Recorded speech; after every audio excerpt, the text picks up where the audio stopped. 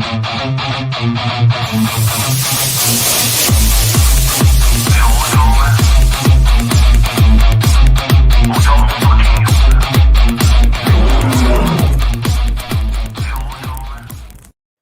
you like that intro? Welcome to the podcast. It's your host, Chicken, and you're kicking with Chicken. And we had planned on having some guests on tonight. This should be a pretty good episode, guys. I got a lot of stuff to talk about. Hope to keep you guys entertained. Isaiah, man, if you want on the show, we can talk about your thing going on. Just hit me up with a DM, and I'll shoot you the address. Speed Trap, what is up?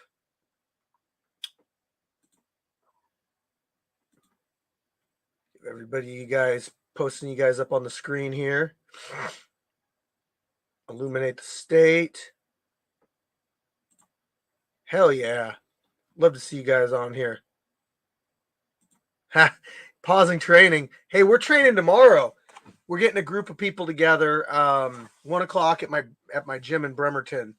So if you don't know, that's where we're going to be.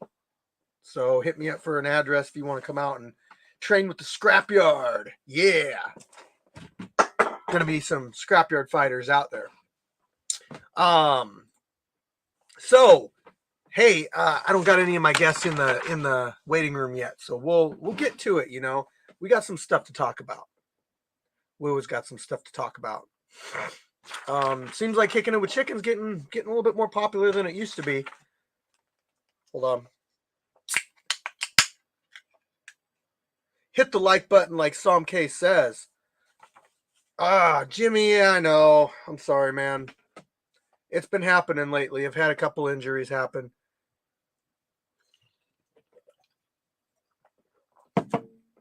Come back stronger. Come back faster. Come back ready. I know shit happens, so it's not your guys' fault. Okay.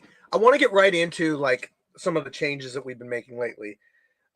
Michael, I'll answer your question right now. How can I fight? You got to go to our Facebook group with 28,000 members. Got to join that Facebook group. And then I have a post at the top, a pinned post that is a sign up, and it tells you when the date is. You have to read everything. There are rules, unfortunately, like a lot of things in life. But read the rules, sign up, and what happens is if you're traveling from out of state, I try to match you up early. But if you're traveling within state, then I just match you up at the show. Let's see here. Hold on. Vaughn, I don't know if you're watching, Vaughn, but it goes to, I don't know how late this will go. I think it's going to go about an hour, but sometimes when we get guests on, this thing kind of seems to just go and go and go. We've had Kicking It with Chickens that were like 4 hours long. Not complaining. It's just, it's yeah. All right. So lately we've been doing a little bit of different things with our video editing.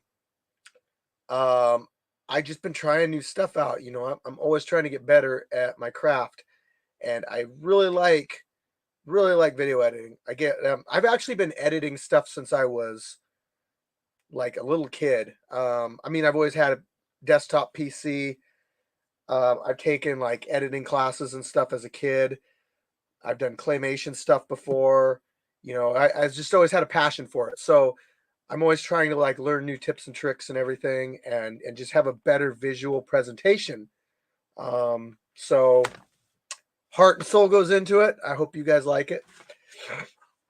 And I am re-editing some of our older videos just because I feel like the way that I'm editing now, like you get more of an experience watching them. I'm keeping the old ones up just because like people that fought will go on there and they'll read all the comments and everything. Those comments will stay up.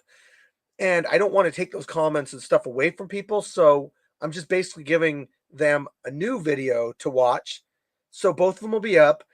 New comments, new angles, new things to talk about in the video, you know, so the fighters can go back and look at their old video They might not even be in the scrapyard anymore, but they got this new video coming out that a lot of people are seeing for the first time, because we have a lot more subscribers now than we did when that video first came out. So it is a way to give fighters more exposure. I'm actually taking myself out of those videos for the audience to be able to get into the fight quicker. So I hope you enjoy. And actually tonight I have a video that we are going to premiere. That's going to be something I'm going to try to do on these Kicking It with Chickens. So I'm going to try to premiere something that, you know, a new edit, whatever. My name's Legendary. Thank you. Thank you guys. Thank you. So yeah, you know, we do our stats now. I put the stats in there. I put angles, different angles. I do slow motion.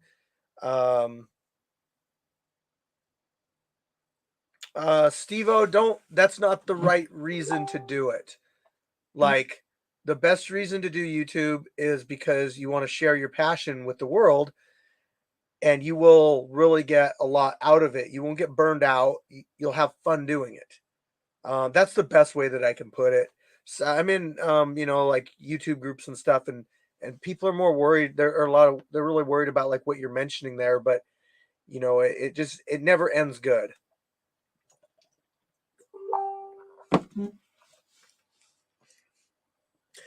My fans, and not to brag, but my fans are awesome. You guys watching this,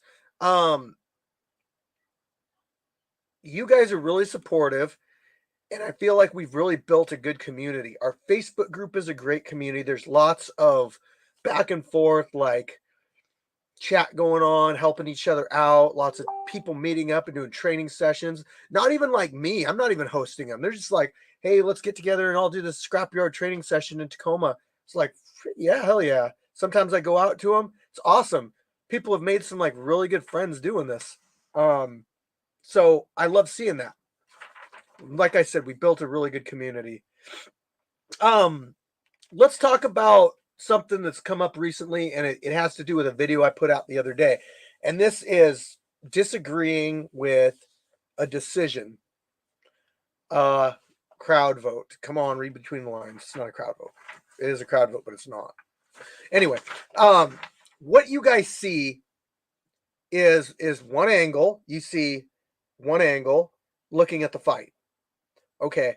The people that are scoring the fight or whatever, they're spread out throughout the cage, through the outside of the cage.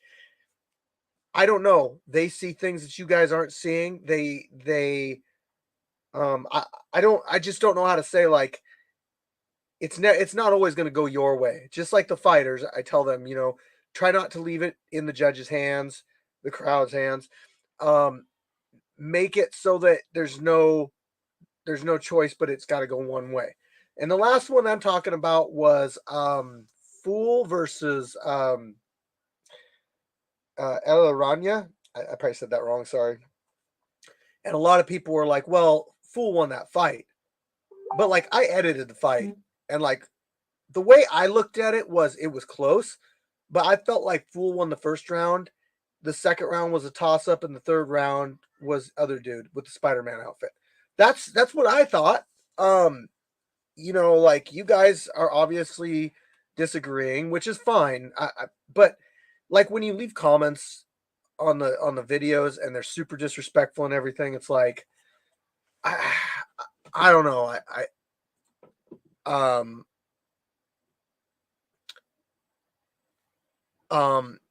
I don't like that very much. I'm just gonna say that. So, whatever. We got some people in here, guys. Give this video a thumbs up. Like I said, my Kicking It with Chickens are getting more popular. Bringing people on. Port Angeles or Squim area. I was just up in that area today, kind of. No, but Bremerton. I mean, take a drive, man. Hell, first time I met Scarface, I drove 4 hours just to train with him. Yeah, we're training tomorrow at 1 o'clock in Bremerton. if you go to the About section of the YouTube channel, there's my email address is there, and you can contact me through there if you want more details on how to find the location. It's like a legit gym, mats. I'm going to do some rolling tomorrow. And I think I'm going to try to give you guys a treat tomorrow. I don't know how well it will work, but we're going to find out. I'm going to try to do a live stream of our training, but a 360-degree video live stream.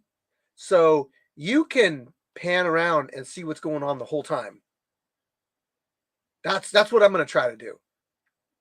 We'll see if it works. Okay. So right about, 1:30 or something, look for a live stream to pop up. It's just going to be us training, maybe some fighters talking into the camera. Who knows? Also with the disagreeing with the decision thing, guys, you also have an opportunity to say, hey, Fire Chicken, can you send my fight out to the review board? I send it to the OG branch, and they send it to I call it a blind panel because I don't know who any of the people are. But apparently they're like pro fighters, bare knuckle, boxing, MMA, some big names and stuff. And they don't necessarily know you guys, the video that they're watching. They just watch it and they're like, okay, I think this guy won. I think that guy won. I scored the fight this way. They're just a professional opinion on how the fight goes. So they're still seeing it from your angle. They're just seeing it from a different mind frame. So when you see decisions, go to the review board. That's what's going on. All right. October 22nd is gonna be fucking crazy. It's gonna be a great event. People are encouraged to dress up. People are, it's the Halloween events are so much fun. We did one last year. We didn't do one the first year. We were just like all trying to be serious and everything. But the next dog, I saw his name, the dog stray. The next year we had more fun with it, and we're gonna have fun with it this year. So, be on the lookout for those videos to start dropping at the end of the month and into early November. As you guys may or may not know, I drop the fights about every other day to every day, depending on how many people fight.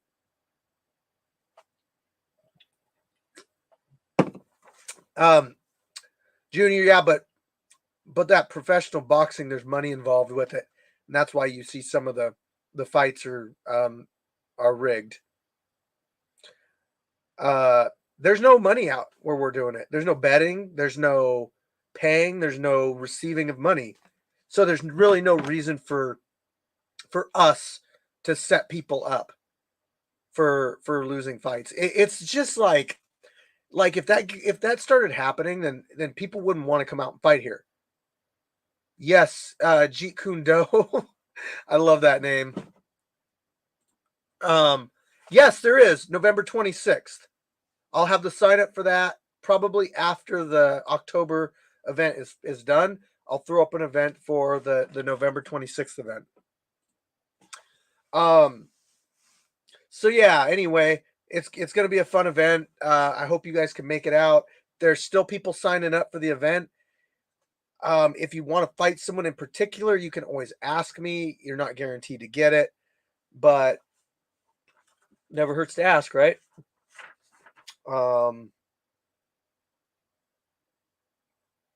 Okay, so for the event, we're going to be doing our signature live stream.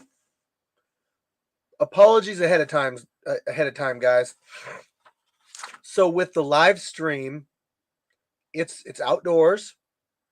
It's away from the Wi-Fi, and that's the reception you're going to get, to be honest. Like, it's meant to be like, if you really want to know who wins a fight and you're anticipating something, you can cheat and go ahead of time and like watch that. And they're like, oh, okay, I already know who won the fight.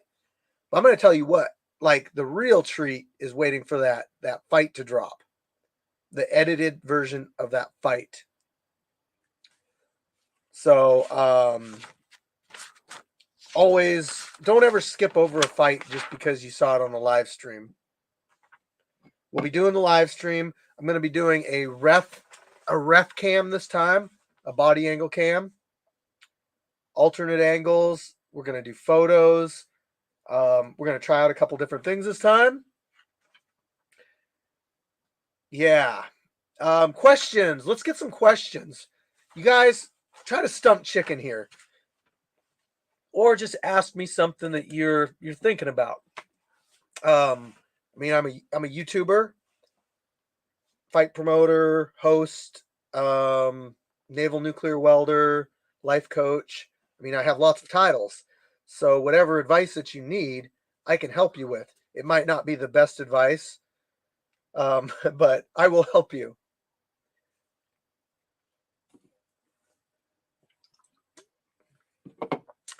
So MK, the only problem with more cameras is you got to have more space on your computer to save the files. Okay, Ron Hubbard. This is a great question, and I don't know. I don't know. I don't know why women won't sign up. I mean, it's like, why don't they want to get into a cage and fight each other? Is that just a guy thing? Yeah, it's probably just a guy thing. We might have a couple girls fight this event. I have had somebody talking to me that said they know a couple people, a couple girls that want to come out and fight. Sorry, I was reading a comment and I read the comment part, whatever. Anyway, so we might see another girl fight. We've only had one girl on girl fight in Scrapyard history. So I'm hoping October is going to be a groundbreaking second for the Scrapyard.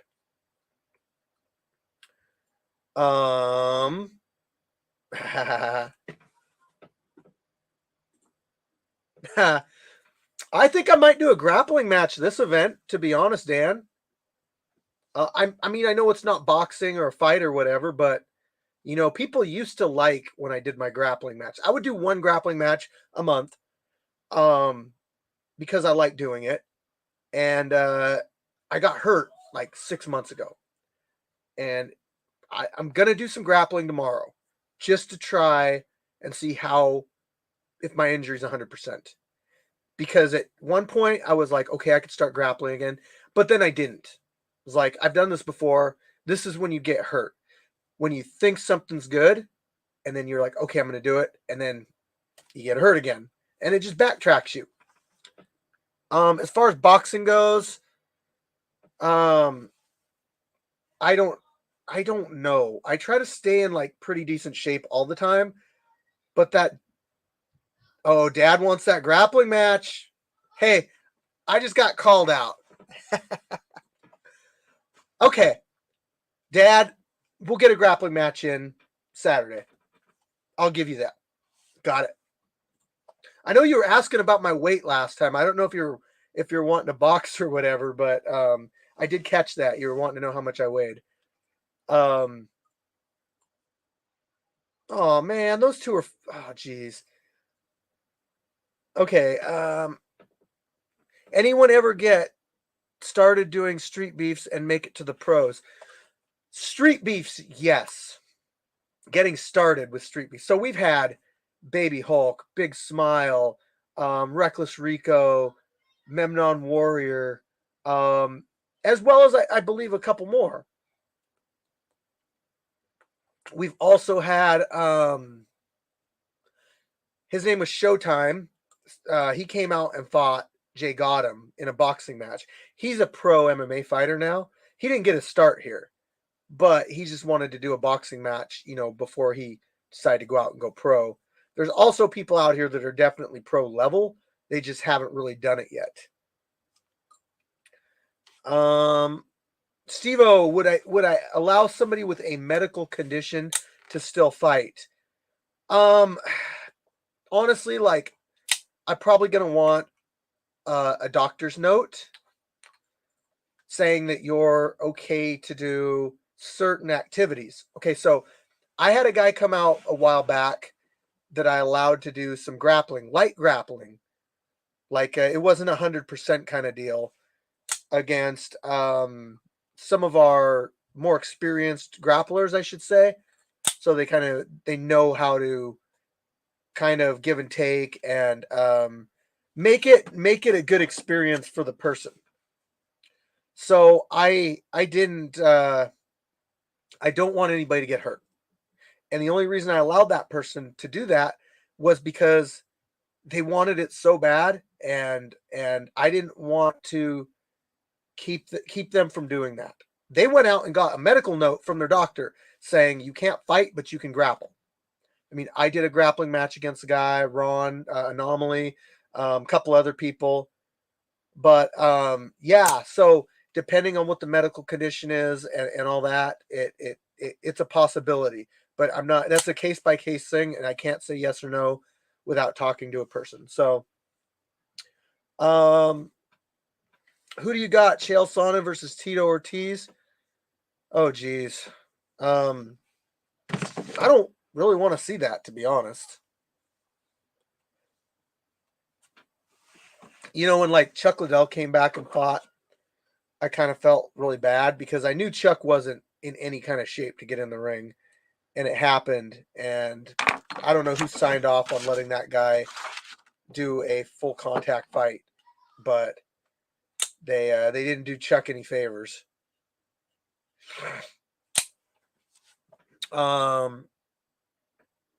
Yes, we have medical professionals on standby. Yes, medical staff. We've got medical supplies, and we have a hospital nearby too. Yes, Ron. Waivers are signed ahead of time. Fighters are required to read through the waiver, sign. Um, yeah, it's just like anything that you do. You know, you go and ride a mechanical bull somewhere. You got to sign the waiver first. I mean, you got to know it's a fight, and you could potentially get hurt. So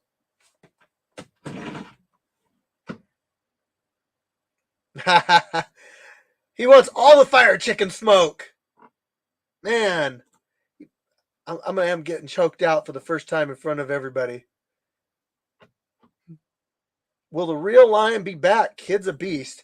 Is this the real lion's alternate account? Come on, Hunter. Hunter. I know that's you. I'm just kidding.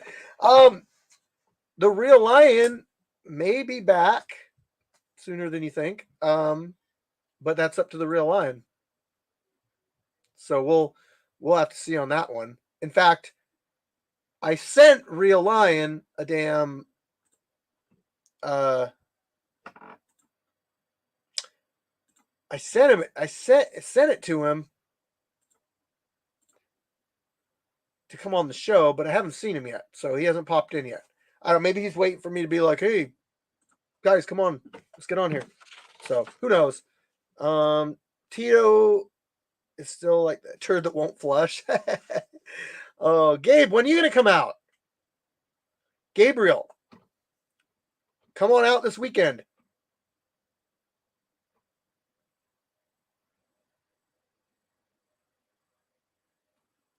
Oh, I got you. All right, Stevo, hit me up with an email. Is that stay off my lawn guy fighting again? That's Vice Grip, and he might fight again. I think he wants to. He actually told me he wanted a rematch with D. Ellis, I believe, if I'm not mistaken. Let's see here. What else we got? Oh, we got a lot of stuff. I'm going to be doing a video soon. Now, this video is, I like doing these kind of videos, but they're top videos, okay? So this is going to be a top 10 biggest scrapyard stars of all time. Now, there's some requirements to this. You had to, all your fights that I'm at, what I'm doing is I'm taking you as a fighter. I'm taking all of your videos on my channel. I'm not using the main branch of Street Beefs because they have some of our fights on there that have like multiple millions of views. I'm not using those videos because it's a bigger platform and it kind of skews the kind of skews the numbers a little bit. As far, I don't know if that makes sense to you guys, but like, with the Scrapyard, it's kind of straight across the board. But so they have to have had a couple 3 fights in the Scrapyard at least. So it can't be somebody that just no, that doesn't make sense. I'm getting a couple things mixed up here. Okay, they have to okay, it is all of their views from all of their videos on the Scrapyard channel added up. Now, if their video is on the GoPro channel and it has more views on that fight than the one in the Scrapyard channel, then I use that one instead. But I don't add them together. So it's going to be, oh, and also you have to be the reason why the video was popular too. Meaning I'm not taking everybody into consideration that is just part of a video. Like you might have been involved in a fight, but the person that was the real reason was the other person that was like doing all the work. Like, if you get what I mean, like it has to be, the attention has to be there for the person that we're talking about. You know what, you're going to see the list. It'll be 10 people. You'll see, and you'll be like, okay, I get it. It's fine. It's not going to be any weird stuff. I'm not like trying to exclude anybody or anything like that. It's going to be based on views, and you probably already know like quite a few of them that are going to be on there. If you can think of any like big stars in the Scrapyard, that's going to be who you're going to see, but you might not know where they're going to be on the list because you haven't done all the math like me. So you'd be surprised. There's some people on there that may have a lot of videos that add up and they get on the list.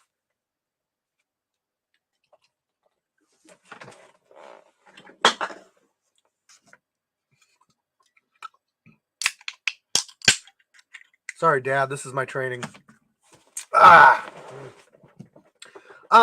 also want to talk about something really quick. I know that this is kind of going back a little bit, but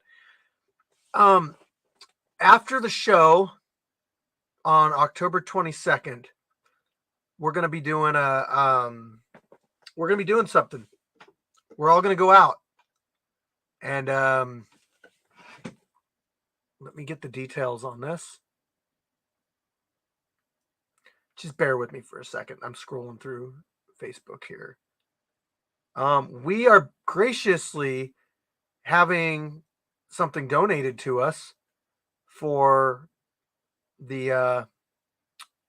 some lucky Scrapyard fighters / event staff / yeah. All right. Everything is funny or high, right? So why not stand-up comedians? Presented by comedy and ganja enthusiast Tyler Smith. The Dope Show is a comedy showcase in which comedians perform a sober set, take a short intermission to toke up, and get back on stage and perform under the influence, featuring a variety of nationally touring comics, many of whom have never toked before. Oh, that's going to be fun. And others who know it all too well, guaranteed to be hilarious in any case. Don't miss out on this one. Doors open at 7. Show starts at 8. Now, look, if you want to go out with the Scrapyard, I believe it's in Bremerton, Washington, where our gym is. If you want to go out with the Scrapyard, get your tickets now. It's comedy and Kitsap, and it's called The Dope Show. 20 pre-sale, 25 at the door. Now, what I was saying is we're being graciously donated a few tickets. So if you want to go and you're going to be at the event, you might just be able to get yourself one of those tickets and go with us. Sound good, right? But I don't want to give you guys a ticket unless I know you're going to go. You know what I mean? Don't take a ticket if it's a maybe. take a ticket if it's a hell yeah. Event staff, you guys are first on the list of being, you know, being able to get yourself one of those tickets. Fighters, all that. I'm not sure on the age limit on this.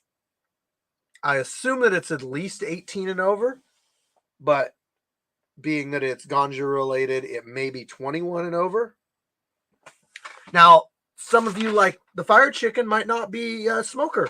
I mean, I have a job where I'm not allowed to do that, so it's just going to be fun for me to watch. But yeah, that's just part of my job. You know, I get random UAs, and so my that's important to not screw that up. So I want to know, what do you guys think? Top videos. Like I said, I'm making the top 10 viral Scrapyard stars, but what other top videos would you guys want to see? I mean, I've done a top 5 knockouts. I've done 3 of them so far. You can volume 1, 2, and 3. You can find them on our channel. They do pretty good.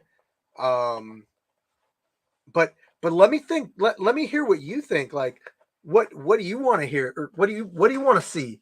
What do you want to see top whatever of? I mean, I've got all the analytics and the details on particular fighters and fights, and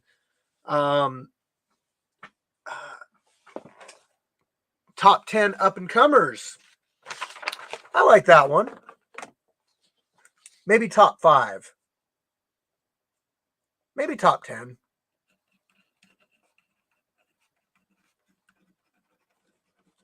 That's a good one. Illuminate the state. Gabriel, my fight gym is good. I've just been dragging my feet on getting everything done. And also, we might change the name, guys. Maybe. I got to talk to this guy tomorrow. So listen, my gym is called Mutual Combat Martial Arts. I named it that because with the Scrapyard, we're doing this under the Mutual Combat umbrella, and among other things, but Mutual Combat, it's legal in Washington State. I was always a Mortal Kombat fan, so I went with K instead of a C for combat. Okay. Now, after I filed my business license and everything, I found out somebody else already has Mutual Combat, and they're in Washington State. It's a sports and fitness place. It's a little bit different. The name is. And I'm going to talk to the guy tomorrow, but he's asked that I change the name. So we might have to come up with a new name, but we'll see what this guy has to say. Australia in the house, still human. Oh, you guys are watching fights right now. That's what's going on. I think you guys got this going on in the background because there's still like 20, 30. It's got up to like 40 people watching at one time. So I know you guys are watching. And if you want a shout out, you got to talk once in a while. How about these 30 plus people? Let's hear some people just say hi. That's all you got to say is just say hi. If you're just watching, just let me know you're watching. Don't try to hide. Don't make it a big mystery. Almost 40 people watching now. Come on. Let's hear it, guys. Just say hi. Scorpio. There we go. I'm going to show everybody that says hi up here. Boom. That was our first hi. Boom. Ron Hubbard, our second hi. Boom. Mr. West Coast Fighter himself. Sorry, Scorpio. I'm not going to let you live that down. Boom. Yo. That's kind of like a hi. Illuminate the State. One of our most loyal followers of all time. Boom, with the Camaro. Scott. I'll take that LS3 off your hands anytime you want to give it up. I'm just saying. It'd go really good in my Trans Am. Speed Trap is high. Mr. Toppy Knocker fighting this month. First ever 4-ounce boxing match. That's going to be crazy. Boom. There's another one. And another one. Steve-O. And another one. When am I going to box? I don't know. I'm going to box tomorrow, just training. Michael Myers? Oh!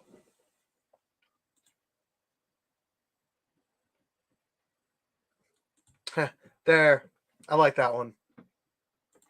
It's Jimmy Unfit. Shut up. Oh.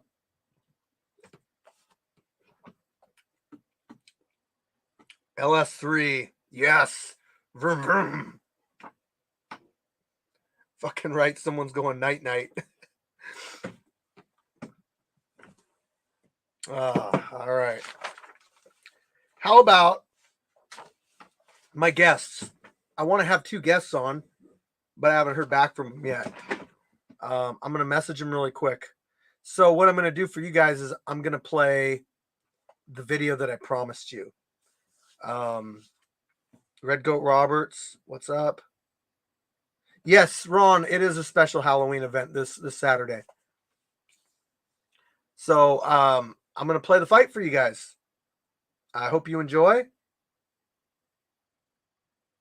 So enjoy, maybe.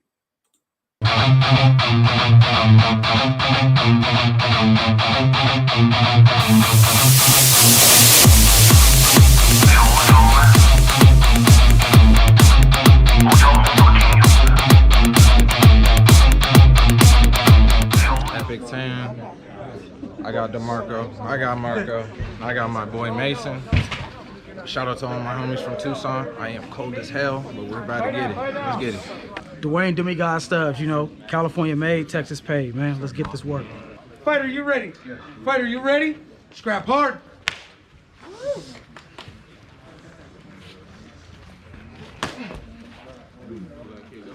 Take that. There you go. There you go. Bring him down. Gotta drop. Gotta drop. There you go. There you go.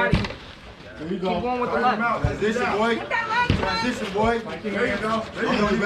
Transition. There you go. There you go. Easy, aggressive, fighting against him. Right. He in Texas. Yeah, we from Texas. We all from There he comes. Be a little confident. Throw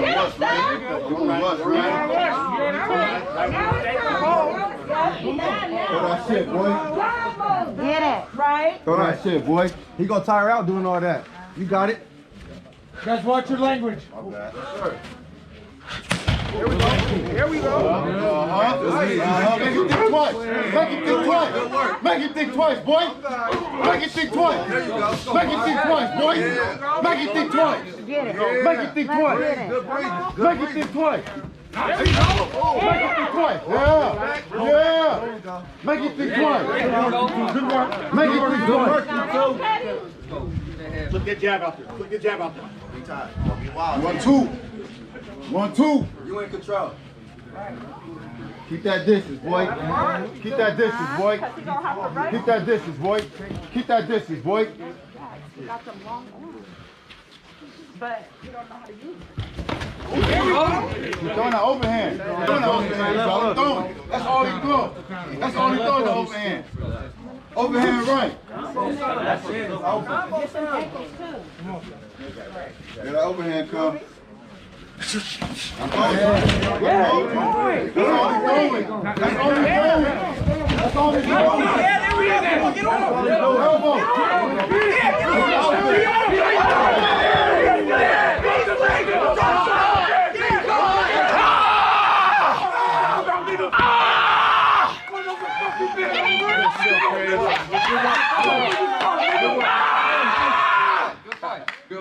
Shit, bro.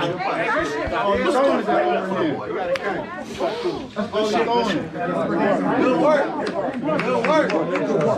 Good work, you two. Yes. Push it, baby. Over here. Push it. We'll do it. We'll do it. Okay, in your first round, we have your winner, Ref Stoppage. Good job, guys.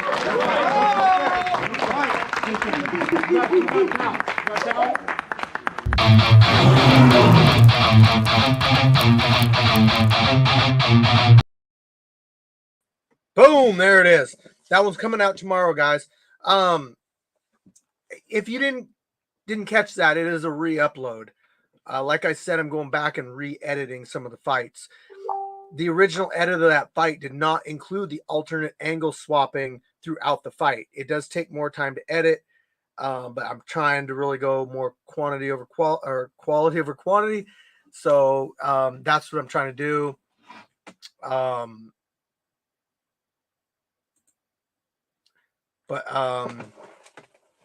Yeah, so I hope you guys like it. It does the fight more justice. I think the fighters and everybody likes it more when it's a cleaner presentation like that. So yeah. All right, let's talk about something else. Let's see. You won't ever put a roof on the scrapyard, right? Yeah, we're not going to do a roof. The reason for that is because it is outdoor fighting, rain or shine. We're gonna have pop-up tents and stuff around the cage to keep people comfortable. I've had big heaters and stuff for about a year now to try to keep the fighters warm and everything. So just Kip, thank you. So I try to do that stuff, but as far as like making it more professional looking, I want to keep it backyard looking. But I'll improve things. I'll improve whatever I can, but keep the main structure of it the same. Appreciate you guys. Thank you. I love the comments. Let's talk about the fighter of the year. So the fighter of the year is something that we've had two of them so far, and people get confused about this quite a bit. They think like the fighter of the year automatically should be the person that is the most talented, or it automatically should be the person that has won the most fights, or it automatically should be the person that has the most views. But that's not how it is. In fact, it really comes down to you guys, to be honest. So how it works is, now we've had, like I said, two fighter of the year. Our first fighter of the year was Gash. She won fighter of the year. Second one was Viking Warrior. And that was 2020, 2021. So this will be 2022. If you've won fighter of the year before, you cannot win it again. That's getting your name up on the wall, and you get that opportunity, but you only get it once. So if you get fighter of the year, it's a huge accomplishment. It's something to really be proud of. It means that you've left a serious impression on the people of YouTube and the fans watching. So without a doubt, Gash and Viking Warrior have made their presence known. They have gotten lots of views, they're popular, what have you. Now this year, the qualifications to get on are similar to they have been, similar to how they have been, but you're going to get your qualifications are you had to have had at least 3 fights in the scrapyard this year. Let me see if I wrote these down. You have to be nominated. Anybody can nominate you, but it's going to be in the Facebook group. So what it's going to start out in the Facebook group, but then it's going to end on YouTube. So I'll create a poll in Street Beef Scrapyard, and I'll say nomination time. Nominate who you think deserves Fighter of the Year. And all it takes is somebody to mention your name, and you're nominated. Okay. And once I have, and if they meet the qualifications, I'll write their name down. Then what I'll do is I'll go through and I'll be like, I'll start a poll, and it'll have all the nominated people on it. Why don't I just do this on YouTube, right?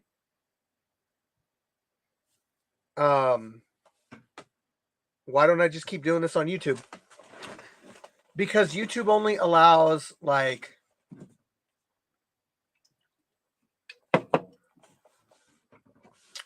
YouTube only allows like 5 people on a poll at one time. So there's no possible way that I could get all of the nominated people on a poll. So I do it on YouTube or Facebook first. Everybody gets into the poll, we get the names, and we narrow it down to the top 5. Once that is established on who we have, then I go over to YouTube and I'll make a video most likely kind of highlighting each person, saying these are your nominees for Fighter of the Year. I'll give the fighters an opportunity to make a quick video saying something for themselves. And then ultimately you guys will vote on it.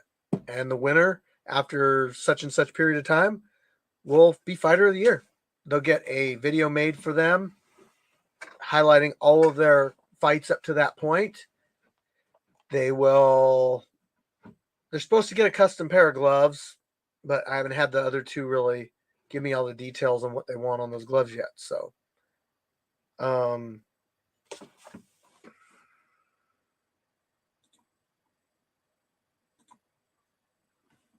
sorry, I had to block somebody.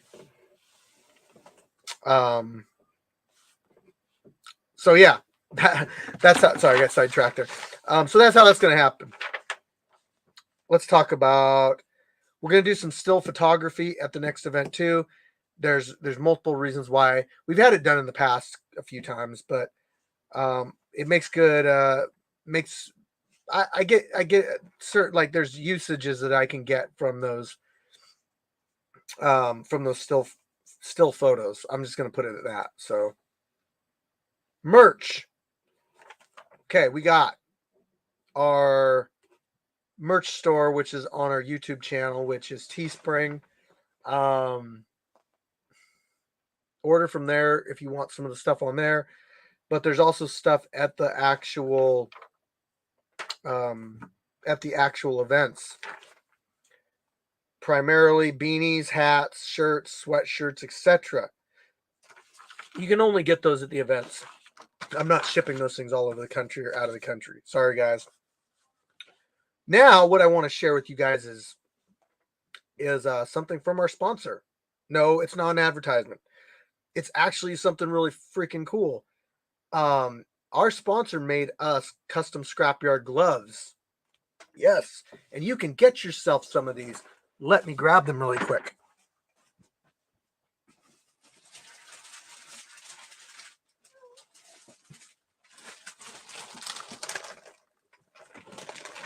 Oh, it's like Christmas when stuff like this shows up. Check these things out.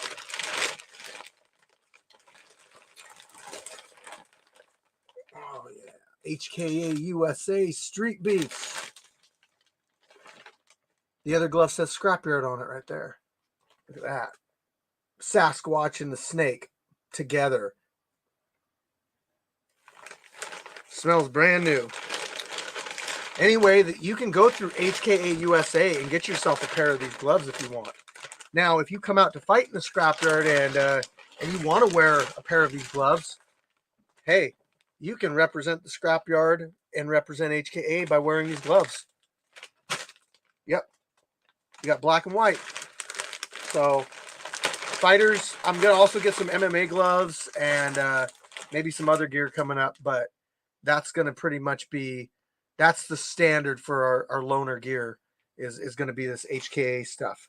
And people can have custom gloves made, if you want to go through HK USA and have some gloves made with your name on them, whatever image you want, made out of leather, made out of whatever, they'll do that for you.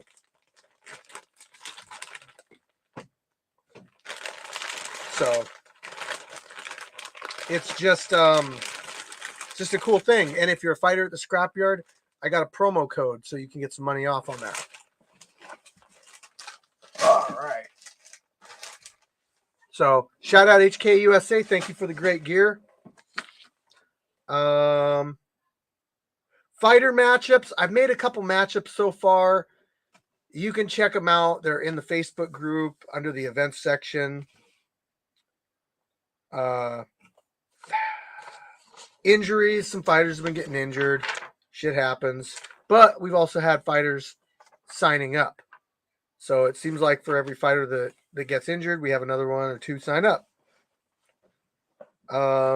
Defending titles. Let's talk about this really quick. And then, I got somebody sitting in the back I'll bring on as a guest. He's an up-and-coming star at the Scrapyard, and we'll get him to talk about his fight coming up, and we'll just ask him some questions. We'll run him through the ringer. Defending your titles.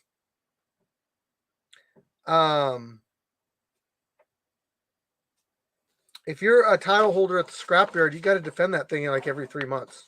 If you don't, I'm not necessarily going to take it away, but if I see two fighters that I think are deserving of a title shot, then what I might do is I might offer that title up and say, hey, you guys, it just reminded me of something too. I might offer that title up, and then we'll have a new title holder. That's just how it goes, guys. When's Lights Out getting a title match? I don't know. So there's a few people that are kind of on the hot seat that need to defend their titles really quick. Jay Gotham, 205 MMA, JB, 205 boxing.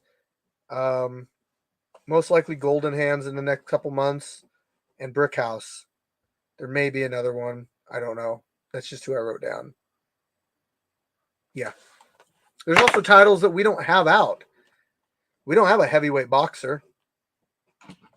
So, I mean, those are up for grab. If you're ever interested in a title match, hit me up and I'll tell you who's got it, who doesn't, if it's open. But it is 5 rounds, and you are opening yourself up to fight anybody that comes to the Scrapyard. Speaking of titles, I got some information for you. Thank you, Len, at Peixoto Premium Clothing Brand. The link is in the description. Not really, but in the videos it is. Len has graciously donated a new title for the Scrapyard, which is the Muay Thai belt. Muay Thai rules. This is separate from kickboxing. It's going to have its own title. So you could be the Muay Thai kickboxing champ and the kickboxing champion. Now, I won't let people go up and down on weight and hold multiple titles in different weight classes for the same title. Like, you can't be the 155 and the 170-pound boxing title holder at the same time, but you can be the 155 boxing / 170 kickboxing / 155 MMA. Different styles are fine. I just don't want people having multiple titles across different weights. So that belt will come in. I don't know when. I just ordered it today. It most likely won't be here for the event, but it will be here for November. So probably set up some Muay Thai belt matches in November. November's going to be crazy. Oh, man, it's going to be a good event. Titles, big names, people coming out. Yeah. So I'm going to bring on a fighter. If you guys got any questions for the fighter, then you know what? How about this? Fighter who's sitting there waiting patiently this entire time. I think what I'm going to do is I actually think what I'm going to do is I'm going to play his fight for you guys. Yeah. Let me see here. Let me find it really quick.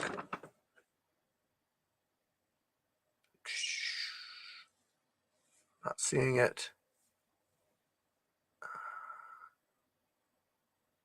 Where is this? Why am I not seeing this? I mean, I know I have it. Oh, there. No, that's not it. Damn it. Where is this thing? Well, I know it's got to be here. Well,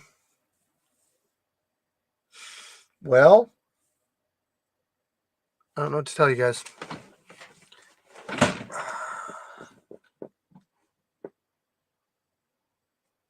Okay. Clearly, I'm screwed up here. High speed, Jeff. Oh, there it is. Psh, apparently, I'm not paying attention. I'm gonna let's see, video file. I'm gonna add a video. Just stay with me. We're gonna watch a video, guys. You know, fun times, right? Okay.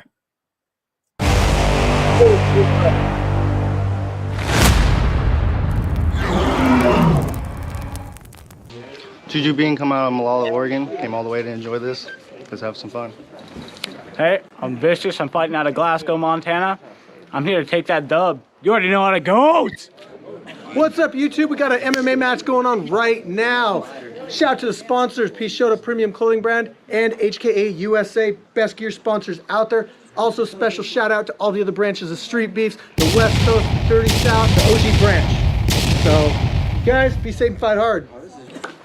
Okay, you guys both know the rules. Protect yourselves at all times and listen to my commands at all times. Touch gloves now and go to your corners. All right, Vicious, let's get this done. Easy. Timer!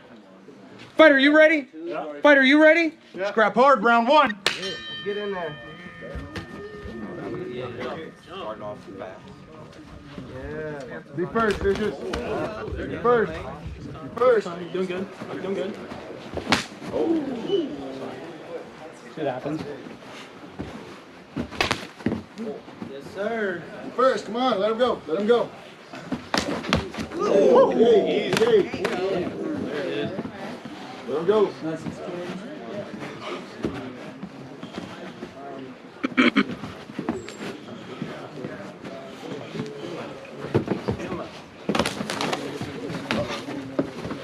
Hang on, come on, hang on. Don't let it go. Don't let it go. There it is. There it is. There it is. Keep your hands. Keep your hands. Phase, man. Don't be phased. There it is. Good idea. I know, right?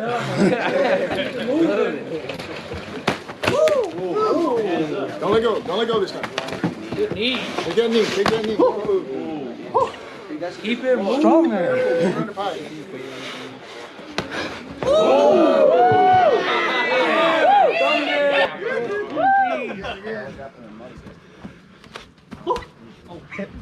Eyes on. Stay focused. Crisp. Don't be worried about hurting him. Now I'm stretching on his movement. 30 seconds! Hang on, hang on, hang on, hang on. That trip. There you go. There you go. I'm good. I'm good. Yeah. Keep going, keep going, keep going. It's in the main. Keep your hands out. Oh, that's it. Yeah, we are. I thought so. Great fight. There's the man of steel and sex appeal. The women's pack. The men's regret. The man who has all the charm and does all the harm. They don't call you a great fighter. They call you vicious. Yeah. All right, right here in the first round, 1 minute and 40 seconds. We got a TKO. Guys, great fight. You want to get a picture? Hell yeah. All right. right, and look who we have with us today. We got Vicious here. How's it going, man? Oh, it's going fantastic, Fire Chicken. How you doing? Man, I'm awesome. I saw that you signed up. I think it was today or yesterday. Yep, that was just tonight. So I actually got a text from one of our guys that are on the crew, and he asked me if I was going. And I don't know if you guys know, I'm currently military, so I was worried about an upcoming deployment. Talked to my sergeant, and he said that I was A-okay to take a fight. So here I am next Saturday. You know how it goes. Yeah, we actually got quite a few people that come out that are in the military, and we're constantly, on the military schedule. So, you just never know until you know, right? Yeah, of course. Times are always shifting and whatnot, but yeah, we're doing our best, getting out there, representing, our battalions, our brigades, everything. I'm out here to put on a show for all of you guys. So, hell yeah! What branch are you? What branch are you in? So right now I'm currently Army and I'm infantry. I'm just doing the do. You know how it goes. Yeah. I never served, but I actually work for the Navy as a DoD civilian. So I'm employed by the Navy. I work for the Navy, and it's not like a contractor. I'm not on a contract or anything like that. It's permanent. It's yeah, but yep. We don't get any Army guys out there. We get some Marines out there once in a while, and obviously the Navy guys are always out there, but of course, you gotta expect those damn jarheads to come out. Oh, so let's talk about how did you find Street Beefs in the first place? So Street Beefs, I've been watching Street Beefs for multiple years, mainly the original channel. So whenever I was first finding out my MMA journey, this was after my wrestling career I'd gotten over. I'd gotten out of high school, and I was just coming across YouTube, and I found the Street Beefs, and I was like, oh, that's badass. Well, I joined the Army. I get through basic. I end up coming here over to JBLM, and one of our guys, Eggerson, or LJ, you guys might know him as that, but yep, we terrifying. LJ. Yep. So he starts fighting, and he ends up telling me about it, and I love to fight. I'm all about the game. I'm about it. Doesn't matter. 1 day notice, 1 week notice. That first fight that all of you guys saw, that fight was taken on days notice. I just want you guys to know that. And it doesn't matter what time, place, scene, doesn't matter. I'm about the fight. So whenever I heard that Street Beefs needed fighters, Eggerson told me, I signed up, boom, got the fight, took the dub, and here we are. Hell yeah.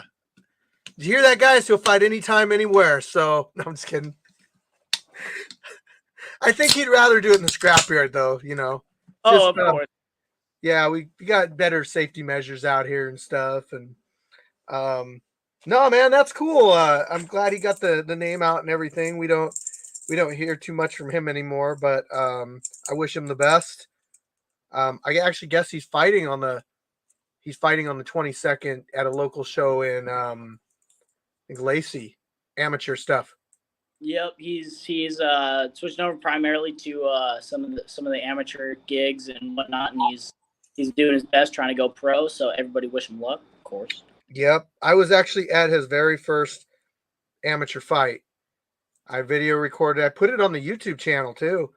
The guy that's throwing the event, that's Eddie Ellis, and that's United Training Center in Lacey. So if you guys are looking for something to do on a Saturday night coming up on the 22nd, and you want to go watch some fights, we don't offer open doors to people because we're not about spectators. We're about the fighters and putting the stuff on YouTube. So unfortunately, we don't have open spectator slots. But I do push, for Eddie, he puts on a good show. He's a good dude. He was on the Ultimate Fighter. He fought in the UFC for years.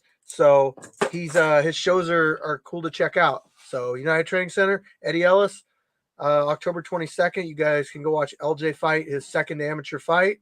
Unfortunately, I already got something going on that night. So yeah, we won't be there, but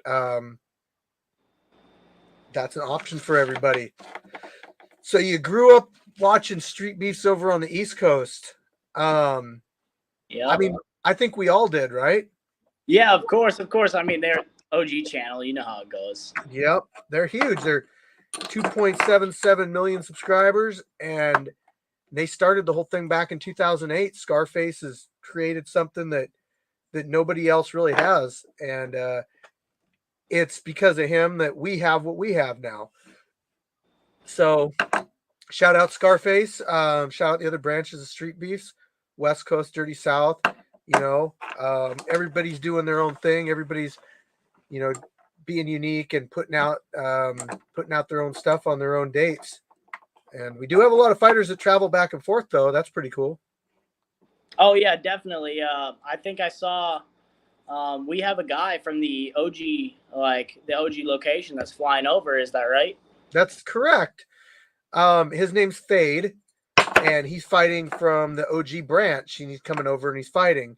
And so I got to get on finding him an opponent. I haven't really been stressing it because there's a lot of options. And I'll get him somebody. I just want to make sure I have, I want to watch some of his fights and make sure he has the right opponent. Because sometimes guys come in and they put their name down, they put level whatever, but they don't really understand what that entails. Somebody might come down and put themselves as a level 1, but man, a level 1 is self-taught, But if you've been in a gym training, that might be more of a level 2 thing for you. So it's hard to know exactly where somebody is. So I'll watch his fights, I'll see where he's at, and I'll give him a fair opponent like I try to do with everybody. And you're looking for MMA, right? Oh, of course. I'm one of those guys. I grew up wrestling for a bunch of different small towns over around Montana. I moved around a lot. So, I like to be able to put those skills to good use. I did a little bit of jiu-jitsu training here and there, did a little bit of Muay Thai. By the way, I checked the comments on my video. A lot of you guys saying, oh, man, look at this guy with no gym switching stances all the time. I hope you guys realize I'm ambidextrous. I got power in both these hands. You see these? Both of them will take somebody out. So the thing about switching stances is, and this is my take on it. So you're a wrestler originally, right? So I mean, if you were like me, you probably like shooting off your power leg, which is opposite of what your stance should be for boxing. So I could see when I did MMA back in the day, I did it for years. I went 3-1 as an MMA fighter, and I was not really a boxer. I was kind of just mixed altogether. Okay. But I did like to shoot in on people and grab a leg and take them down. But that was always my right leg. And obviously, as a right-handed fighter, I'd want to stand southpaw, left hand forward. And so the problem is I kind of have to read my opponent and see am I going to want to take a shot on them, or am I going to want to kind of stand with them? And so I might switch stances depending on what I want to do. As I kind of learn more boxing and everything, I tend to switch stances more when I want to try something different, when I want to confuse them. Not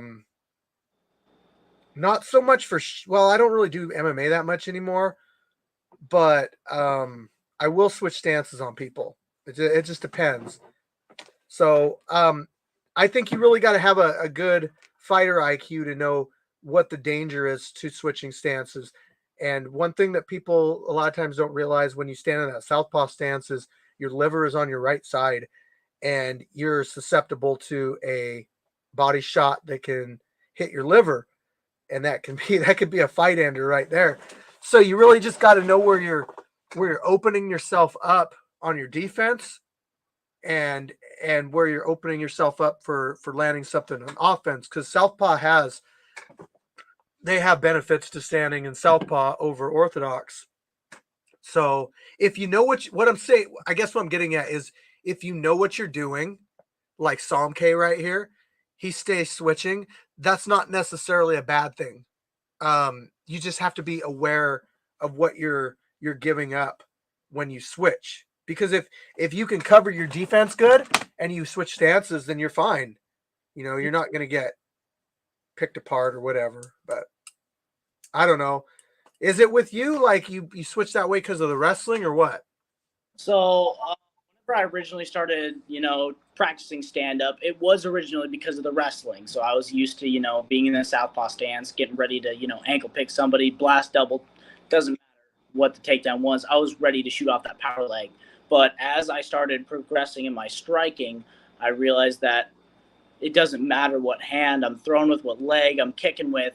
I've got the same power on each side. I'm ambidextrous, right?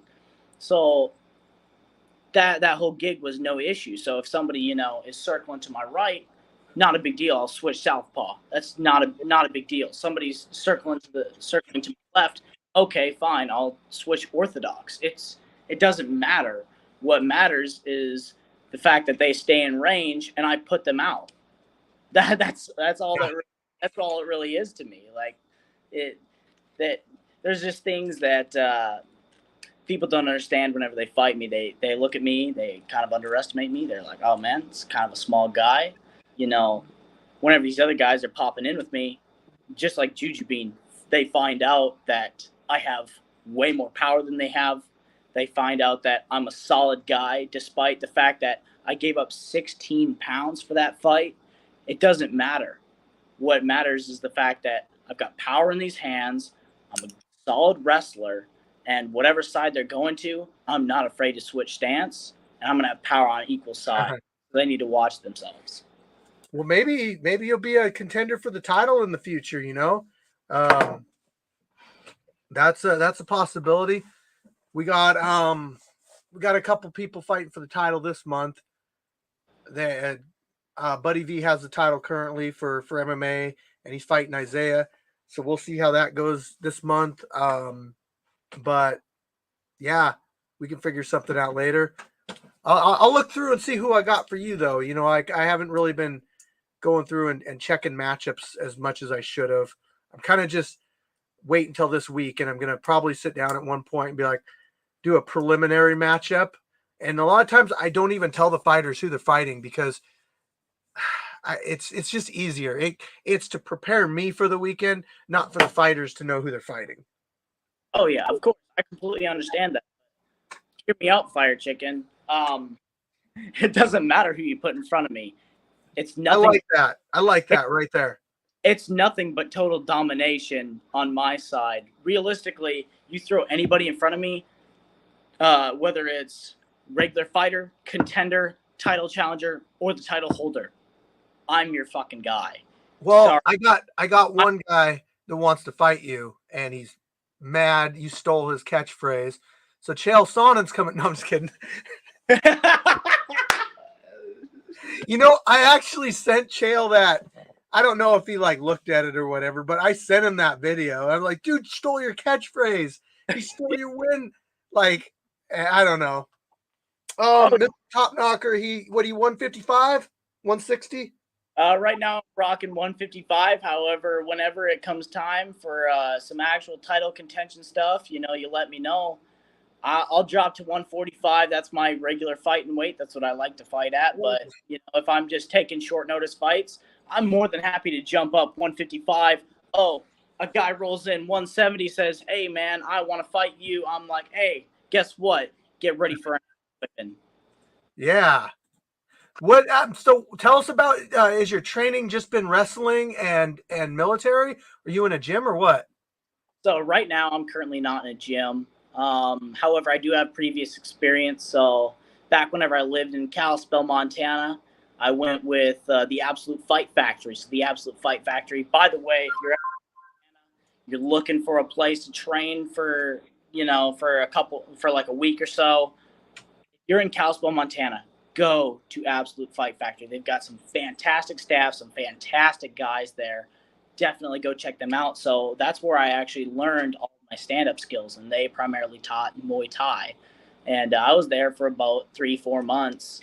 And even with that, my striking game elevated a lot more than it was, because being a basic wrestler, I ain't no shit except for takedowns. Let me tell you something, Fire Chicken. But I go there, and they teach me how to actually like throw kicks, throw the correct elbows, knees, all that jazz. I mean, I know that in our rules, we can't throw elbows to the head or knees to the head, but I still have those skills, and if they were available to me, I'd be even more deadly of a fighter.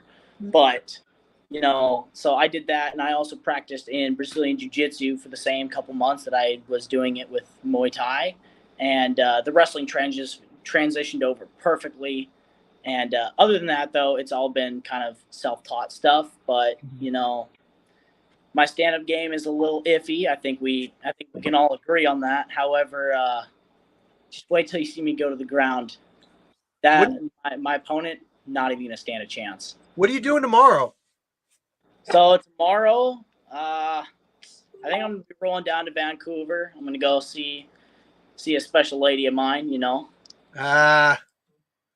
Well, I was going to say, if you wanted to make your way out to Bremerton, we're doing training tomorrow at my gym. I have a gym out there.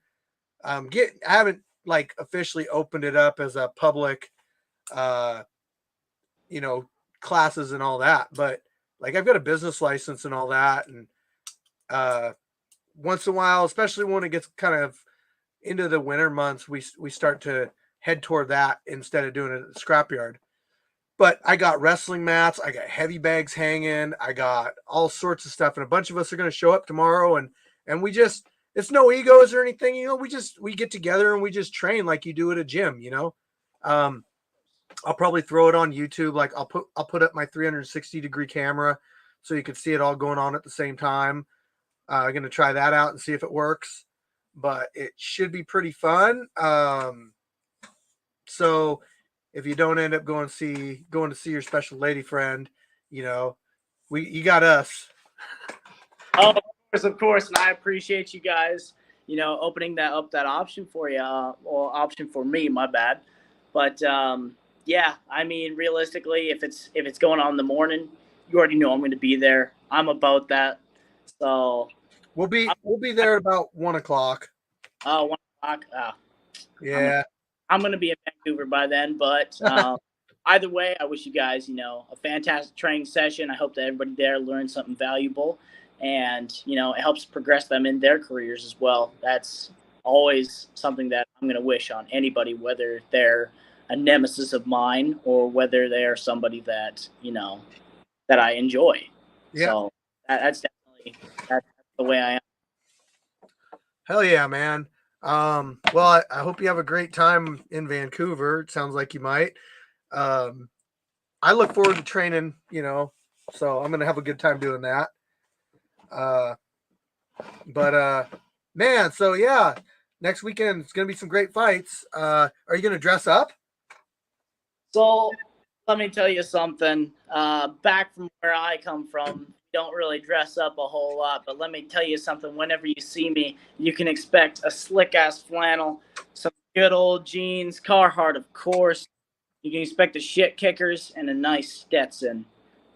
That's the way I like to roll, and that's the way I always will roll from here on out. Yellowstone style, maybe? Oh, let me tell you something, Fire Chicken. I'm from the north, so that's Southern Montana, but I grew up about 40 miles from the Canadian border. And over where I'm from, realistically, we're all rocking cowboy shit kickers and shit. So that's just what we do. I grew up on a ranch. That's what I know. And that's what I'm going to keep continuing to do. You can ask all my buddies. It's funny as hell because they'll all rock in the city gig, that whole get up, and we're going to the mall, and I'm over here in shit kickers and a cowboy hat. I'm the only one that's out of place. But I mean, you could always just kind of like I don't know, just why you gotta get me like that? I got all my cowboy hats in my car. I always have one on standby. It's just my thing, like. Dang, you made me wish I had my Stetson right here. I don't know. Oh, wear it for your intro. I'm telling you, dude. People like that stuff. Hey, yo, Hey, I'll even let you fight with an axe if you really want. really now, because Yeah. no. And we'll get shut down and we won't have a November event. But hey man, it happens. It happens. yeah. Would be the first axe fight in history. Probably not, but televised maybe. Oh yeah, for sure. But I mean, it is what it is. I mean, regardless, it doesn't matter what kind of fight it is. I've trained in, multiple different martial arts, whether it was with or without a weapon. So regardless, it doesn't matter, Fire Chicken. I'm coming out on top. I'm taking the dub. And guess what? I'm getting the Scrapyard subs. Oh yeah. I'm sure you will.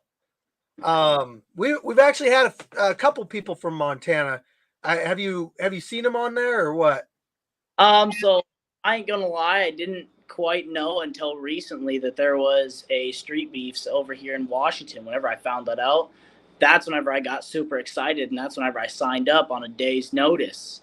So yeah, that one I learned from the Terrifier. So, again, kudos to him for letting me know. But do you still talk to that guy? Yeah, so he's actually in my company. Oh, okay. Yeah, so I see him regularly, and every single time I see him, it's nothing but laughs, giggles, and, jokes being played about. And this entire week, prepping for my next fight, I'm going to be training with him. I'm going to be training with some of the other guys at our LPC, just doing some awesome grappling training. So all I'm saying, boys, girls, whoever's watching, my next fight, be ready. This forehead going in somebody's chest. Me putting them on their ass.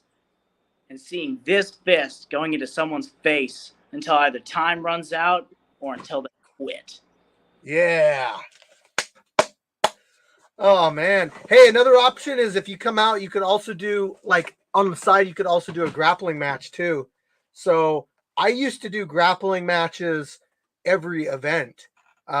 Just me, like, because that's, like, I wanted to do something every event, but not necessarily box every event. So I would come out and be like, okay, yeah, anybody that wants to grapple. And I would it's 1 5-minute round, first to submission wins.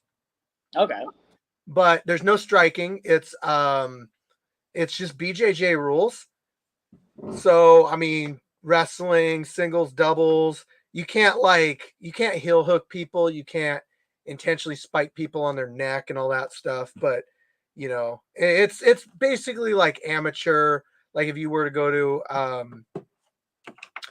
like a BJJ tournament or something, there's going to be similar rules just to protect people. But yeah, that's another option too. Some people like watching the grappling matches. I do got a grappling match I'll probably edit and throw up this month between Sifu Panda and Anomaly. But yeah, I got injured like a while back, and I think tomorrow I'm gonna test it out and see how the knee feels. So. And then DAD called me out, so it looks like I'm grappling him on the 22nd. So that should be fun.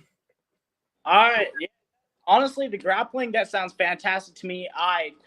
With my wrestling experience, I absolutely love grappling. Anytime any of my boys or somebody that I meet in the military, they're like, yo, man, you want to roll? Every single time I say yes. I never wanted to shy from that challenge. So I'm like, all right.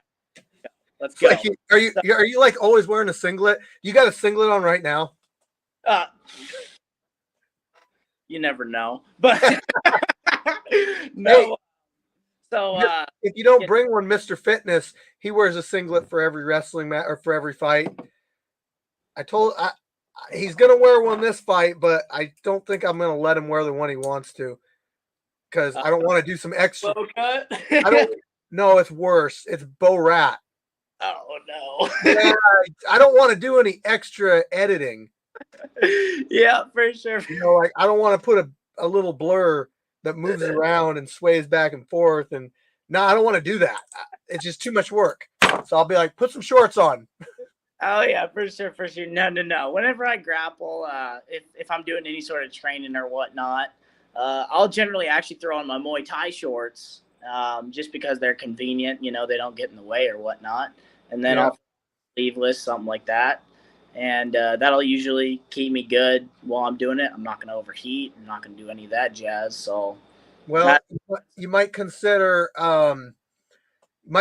some elbow guards, like maybe like long sleeve or some long sleeve shorts, or not long sleeve shorts, some like Under Armour, because the turf can cut you up a little bit. okay. Well, I'll keep that in mind. Realistically, you know, knowing me, I'll probably be a stubborn bastard like I always am, and I'll be like, oh, you know, I was told to wear a long sleeve, but Yeah. I'll be. You get a turf burn, you get a turf burn. But I got one on my forehead one time. It wasn't very nice. Oh yeah, it'll happen to the best of us, realistically. But the grappling match definitely sounds fantastic to me. Realistically, have I rolled a Terrifier? No, I have not. However, me and Terrifier, we have a joke where every time I see him, you know, we both be shit talking mad. He's always like, "Oh man, I'd twist you." I'm like, "Oh whatever, man. You can try me." So you know, we've got that funny gig going on, but no, we have not rolled yet. Realistically, he weighs 265 and I weigh 155. I think we all know how that's gonna go. Obviously, I'm not on top. So, anyways, no. I never wanted to roll with that guy, to be honest. Like, as much as I'm confident in my abilities and stuff, it's like, I mean, that the amount of experience that he has as a grappler and that size, like, hell no. Just like, we boxed a couple rounds, I think, like once, but he came out and trained, but we never, like, I never wanted to roll. I think somebody rolled with him that day. I think it was Top Knocker did, but yeah, just no thanks.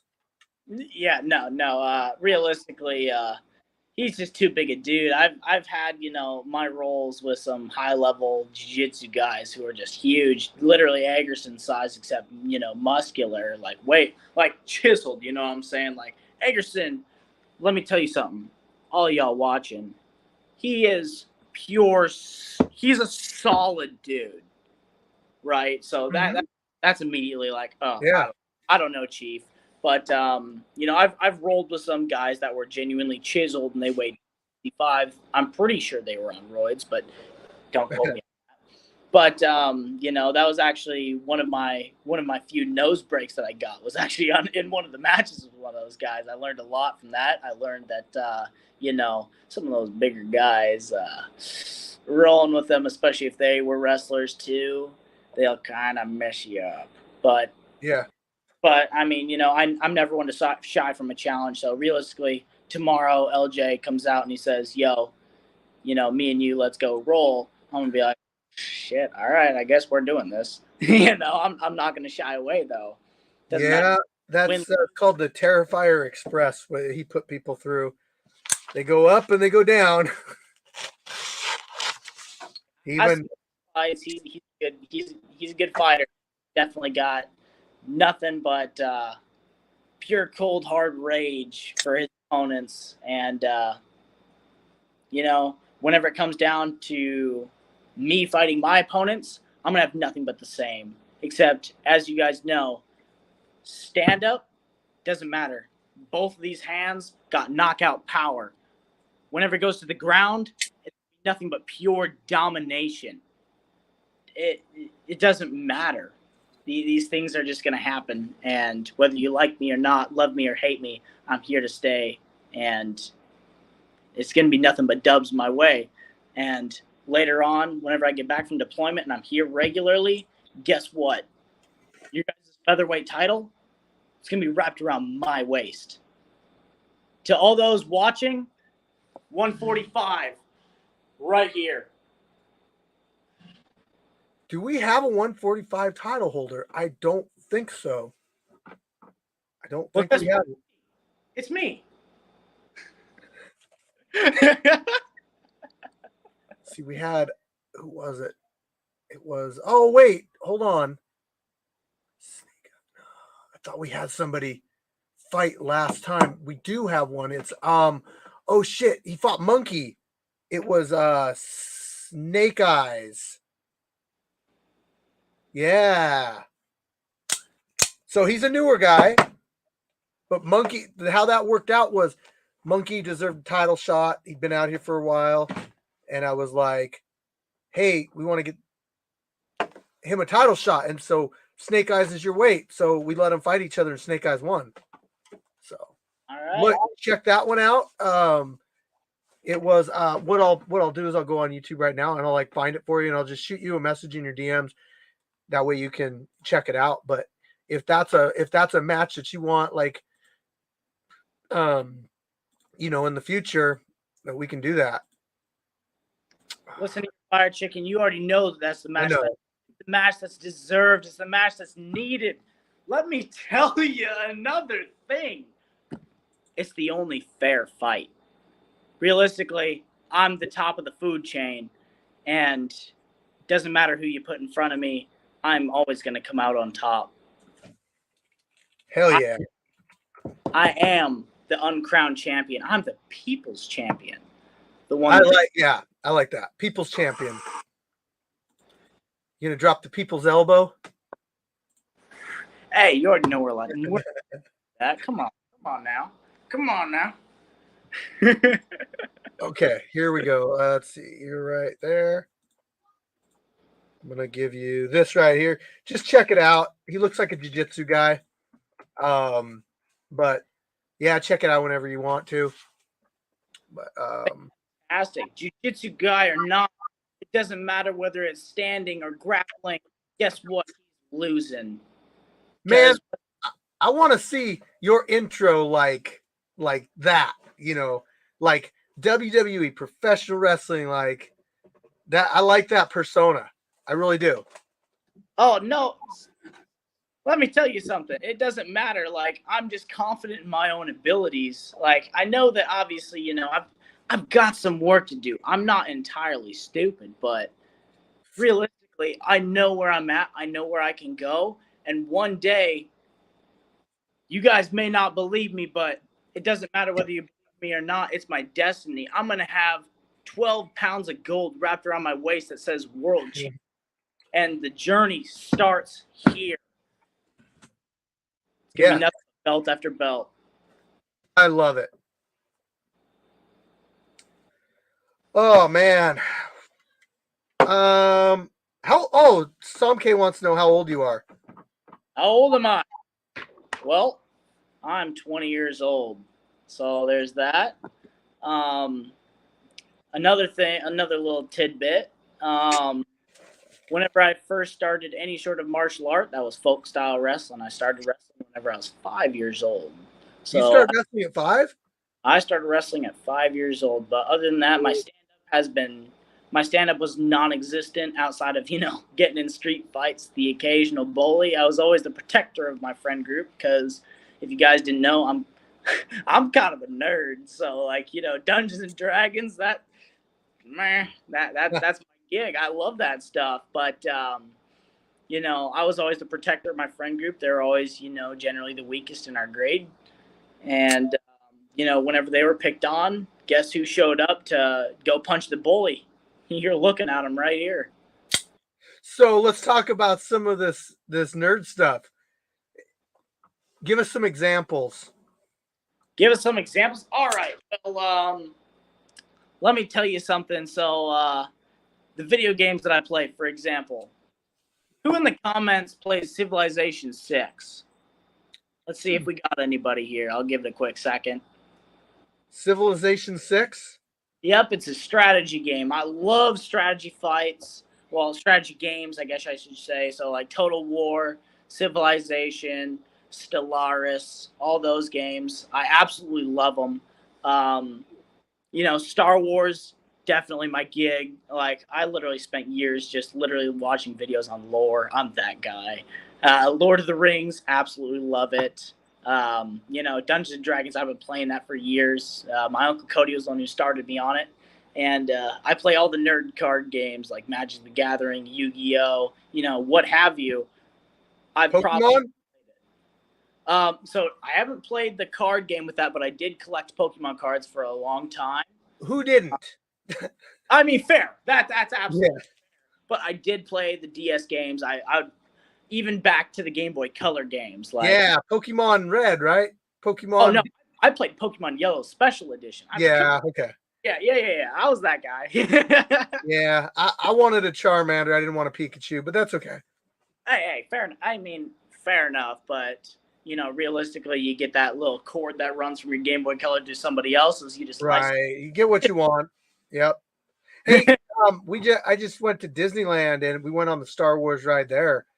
Man, if you ever make it down to Disneyland, dude, that ride it is phenomenal. It is probably I'm not a Star Wars fan at all, and it's I grew up like that was just something I never really got into. Like I watched Star Trek and stuff when I was a kid, but Star Wars was just something I never really got into. But I truly appreciated that ride. That thing was such an experience.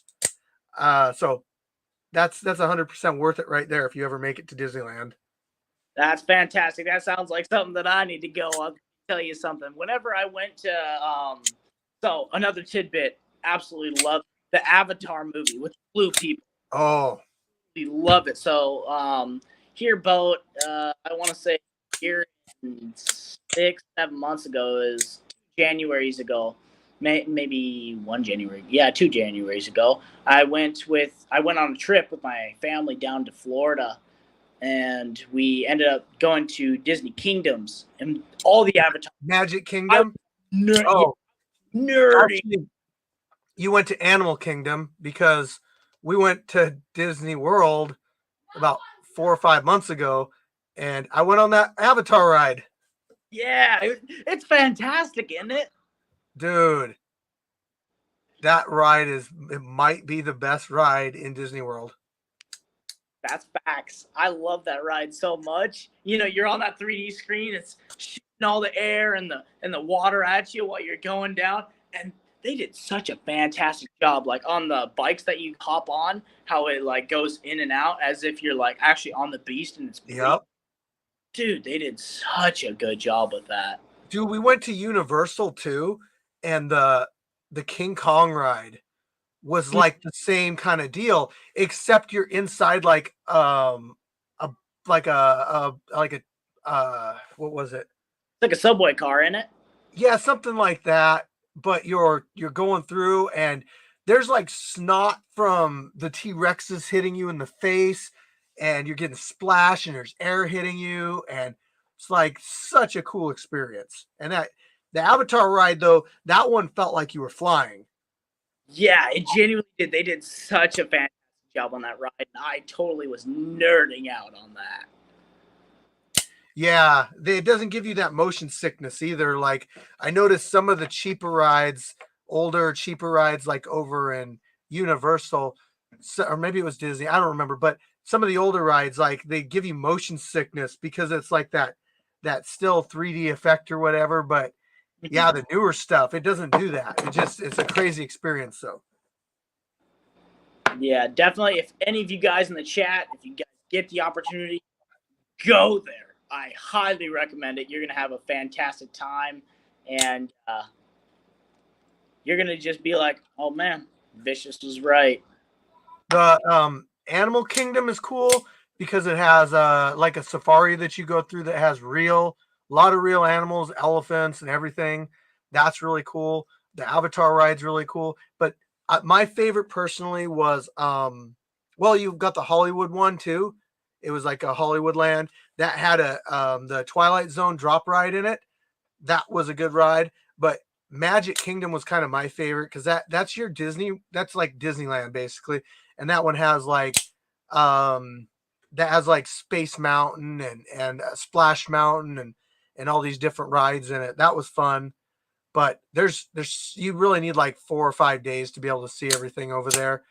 We just, like I said, we just went to Disneyland and we walked over 40 miles in the amount of time that we were there.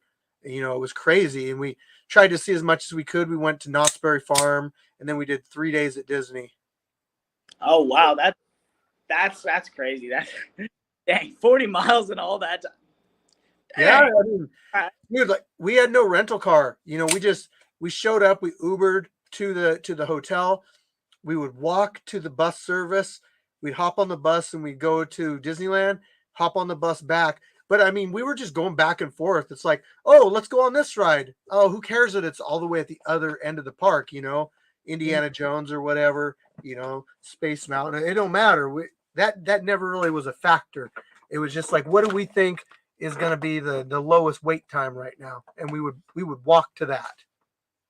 Oh yeah, whenever I went over to Florida for that trip, you know, we were there for 2 weeks, so thankfully we got, you know, there was a couple of the parks like Universal Orlando. We ended up going there for 3 of our days just because we had so much fun on the first day. We just couldn't stop going. The Hulk ride. Oh, I went on that. Fantastic roller coaster. So we definitely enjoyed that. But did you go on the Jurassic Park roller coaster? You know I had to. I love dinosaurs. You know I had to. Hey, like no joke. We went to Knott's Berry Farm when we were down in Cali, and I went on the craziest roller coaster I've ever been on. This thing was insane. So one thing, if you ever make it down, any of you guys want to go to a good amusement park, Knott's Berry Farm in Cali, it's in like LA Anaheim area, but there weren't like a lot of lines, but there was like a lot to do. Food was pretty, it wasn't as expensive as Disneyland, and it was more like real food like Panda Express and stuff. You can get away with more in Knott's Berry Farm. Like I could have my big selfie stick, you know, walking around and taking video. Disneyland, they don't let you do that shit. Also, there's just less people in general, so wait times are a lot lower. But anyway, back to this ride, dude. I don't even Panda Express is not real food. It's like, you know what I mean, Jeremy. Dan, don't be a troll. That's our timekeeper, by the way. Anyway, so this ride that we went on, like you get on it and you go like this, and then you go like this, and you go absolutely straight up at a 90, and you get to the top, and you go like this. And I made sure and waited for the front row, and then it stops you, and you're looking down. The drop is slightly less than a 90-degree drop. You know, it's a little bit that way, but it feels like you're just free falling. It was absolutely terrifying. And wait, that's the red tracks, right? The what? That one has the red tracks, right? No, it's got the blue tracks. It was no, I didn't go on that one. I forget what the name of it was. But it was insane. Yeah, it was just straight up, straight down. It's like, what the hell? I went on it again. It's like, this is insane. As one does. They got a wooden roller coaster there too. That is like the wooden roller coaster is I don't know if you've been to Wild Waves in Enchanted Village in Washington. It's the outside water park, but they got some roller coasters and stuff there, and they got a wooden roller coaster there, which is pretty good. We went there last night, me and my wife. We went. It's called Fright Night. They have it all set up, fog rolling, haunted houses, all this neat stuff going on. You can get in on that if you want to go to something cool. It's open, and like it'll be open. It'll probably be open tomorrow night, but it's open on all the weekends through October. But it's Enchanted Village Fright Night. I don't know what the tickets run. I bought season passes for Wild Waves this year because it was cheaper to buy season passes than it was to just go more than a couple times. So anyway, we went to that, and they have this roller coaster that's a wooden roller coaster. It's pretty fast, but this one in Knott's Berry Farmers is like the same, but it's like twice as fast. It's scarier than shit. Oh dang! All right. I was like, oh, this is like the one we've been on before, and then we quickly realized this is not like the one that we've been on before.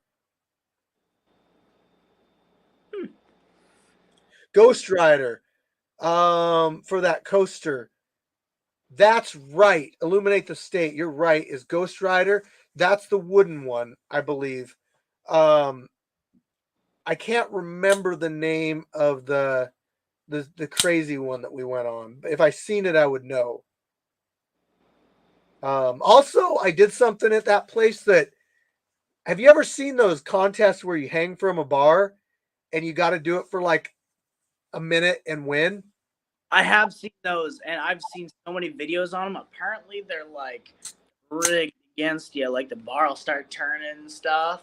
Whatnot. So, yeah, like they had it at Knott's Berry Farm, and I mean, I knew it was rigged, but it was like $5. Okay, whatever. I want the experience, and if you want, I'll send you the video of me doing it. But so I get up there, and first thing I notice is the bar is really thick. Okay, so I couldn't grab around the bar, and if I did, my thumbs would come to about like right here. So I couldn't tuck my thumbs under my hands. It wouldn't work. It wasn't like a pull-up bar. Second, you could grab the bar and pull it off there. What? Yeah, it wasn't locked in. So what happens? You're hanging from it. Everything's all good, and then it starts to rotate, and then you just let go. You're done after that. I thought it was weird because when I was looking at the things that weren't allowed, they wouldn't allow an alternate grip. And I know why, because they want it to rotate. So if you have it gripped this way and you have it gripped this way, you would be fighting it, rotating it both ways. No, they want you to either grab it like this, so it'll rotate that way, or they want you to grab it like that, so it'll rotate that way. And you can't readjust your grip, right? I mean, while you're on there, you can, but the bar rotates because of your hands getting weak, your grip losing strength. It starts to rotate that way, if that makes sense. I don't think maybe there's something there that rotates it, but I know that I was doing great. And then they said 5 seconds left, and I was like, okay. And then all of a sudden the bar starts to rotate like right before, and I drop. I was like, dang, they did you like that. That's tough. They did. And it was just a little stuffed animal too. Like there was a 2-minute hang, and they were like, yeah, somebody's made it before on that. And I was like, well, I'll just try for a minute. And I thought I had it. Like everything was great. My grip felt good, but then it like rotates, and you can't keep a grip on it when it rotates. It's like you're just gonna lose it. So yeah, they did me dirty. Dang, that is absolutely tough. Anyway, to the guys in the comments, I've been seeing a constant little gig going on where they're saying Vicious versus Lights Out MMA. Fire Chicken, I got a couple questions for you. So, has Lights Out done MMA, or is he just strictly a boxer? He played around with MMA when he first got in. I think he took a loss or two in MMA. He's a boxer. He's a boxer. Okay. Yeah. So I mean, like, I'm gonna shoot that down right away because, like, I want you to do MMA. That's what I want. But like, he's not gonna go and do MMA because he's trying to go pro in boxing eventually. So it wouldn't make much sense for him to do that. So I'll give him somebody that's a good boxer. I'll give you a good MMA fighter. Yeah, that definitely makes sense more to me too. So whoever's in the that, like, come on, what are you doing? Realistically, it goes to MMA. Guess what's gonna happen? I'm gonna blast double. He's going right to his back. I mean, come on, don't be doing that. I mean, realistically, if we box, he's more of a boxer than I am. I'm sure things might go the other way. I don't know. I got hands of steel, so obviously, we don't know how that's gonna go. But come on, guys, keep it within our rule set, and we'll make the matchmaking. Fire Chicken's obviously gonna make the matchmaking however he sees fit. So come on, just know what you're talking about. Yeah, I know people are just trying to help and like suggesting stuff, but yeah, like I want you guys to get good matches with people. Like, if you're eventually going to want to be going for a title or something, you know, then I'll just have you fight in that style, you know. Of course. And you know, like I was saying earlier, that 145 title, Fire Chicken, that has my name on it. Snake Eyes, where are you at? Come out and defend your title this month, Snake Eyes. You don't have to, but you know, like if you did, we got somebody for you. I mean, realistically, it doesn't matter who I've got because right now I'm weighing in at 155. Realistically, I shouldn't be. He trains at Hammerhead. Oh, okay, all right. Well, regardless, you know, this month I shouldn't be fighting for a title. I'm not going to be able to make 145 on a week notice. I'm going to need, you know. Well, we allow a 5 pound variant. Oh. Yeah. Well, if we don't like to push weight cutting, so that's why we're like, okay, 170 can be 175, 185 can be 190, but okay. But you know, like I'm just saying, if he signed up or whatever, then yeah. All right. Well, you already know I'm not one to shy down from a challenge. Realistically, I'm out here to fight the best guys. Doesn't matter. Regardless, I'm catching dubs, getting the Scrapyard subs. And, you know, this is just how I roll. I'm out here just doing my absolute best. I'm performing. I'm putting on a show for all of you, the fans. Meet, doesn't matter who you are. I'm putting on a show. I'm obviously winning my fights. I mean, all you guys can do all the hate. Oh, he's only 1-0. Doesn't matter. Doesn't matter how many fights I have. At the end of that record, it's gonna say 0. Doesn't matter how many in front. I'm catching that dub, and you know I'm never gonna be one to shy from a challenge. So whoever you got next, guess what? They're gonna take an L. I'm gonna catch a dub. I'm gonna move forward. And after every single fight, guess what? I'm gonna have another dumbass thing to say, and y'all are gonna have to deal with it. There you have it, people. Sign up. We got an opponent for you. 155 pound MMA. He's catching dubs. Well, hey, I've had a great time on Kicking with Chicken tonight. It's always good when we get guests on here. Guys, if you want to be a guest on Kicking with Chicken, you know, hit me up. I wanted to have a new guest on here tonight. Sorry, lights out. I saw your message, but I wanted to have like a new fighter on here. And we got a new fighter on here. And you'd probably be like, if I make a video, you might be one of our up-and-coming fighters. I think it will illuminate the state, mention that top 5 up-and-coming fighters. So we might have that rolling out eventually too. So put on a good performance on the 22nd. No pressure, but you know. Oh, Fire Chicken. There's no pressure. It's just what's gonna happen. Realistically, it's gonna be nothing but pure domination. You already know how I go, guys. The fact that the fight that I had with Juju being that long, that was a fluke. It doesn't matter what's happen next time. It's not going to be close. There's not going to be any mess up. Nothing. Or domination. Yes, I love it. I can't wait for next weekend now. So I'm gonna get on finding you an opponent. Oh, Terry Green, who's the oldest fighter we've ever had. We had a guy that was 67 fight, striking Viking. Yeah.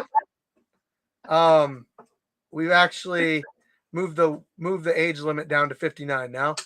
But you know, yeah. It's just 67 years old. Anomaly 61, man, and if you rolled with that guy, no offense, but that guy, I don't know, he's an anomaly. How much does he weigh? 195.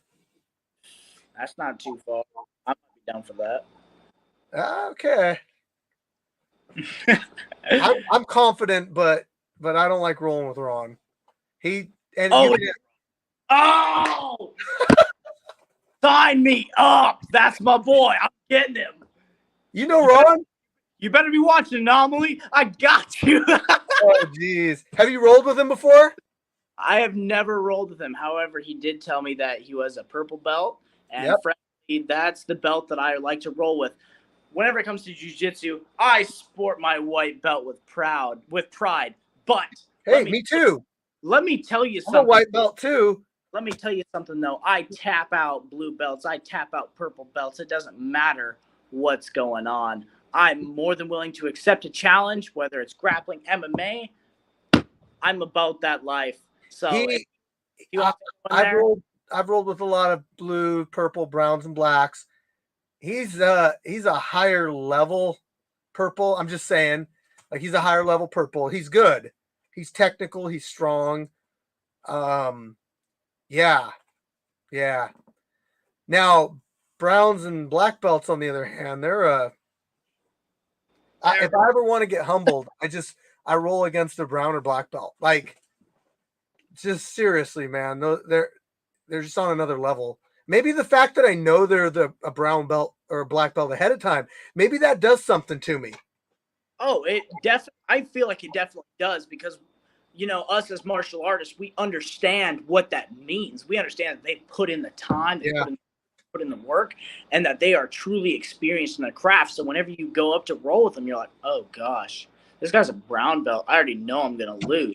But if you walk in there and you don't know how experienced they are, you're just gonna go based off of their movements towards you. So you're probably confident you're probably gonna roll better if you don't know what their belt is. True. I can agree with that. Yeah, to be honest. But I always end up knowing what they are. Sometimes I go out to Gig Harbor MMA obviously in Gig Harbor. And a lot of the guys out there that I trained with, 5, 6, 8, 10 years ago have moved up to black belt level now. And it's not like it was just given to them. Like I roll with these guys and it's like, shit, dude, these guys like earned it, I can't, like their technique's gotten so much better. But yeah, those belts in jiu-jitsu, those do really mean something. They absolutely do. And those guys that are at those high level belts, those are the guys that you don't want to mess with, realistically. Like the only reason why I do is because I've got that Goku mentality. Oh, he's really strong. So you watch Dragon Ball too? Yeah, of course I do. Yeah, me too. I'm that guy.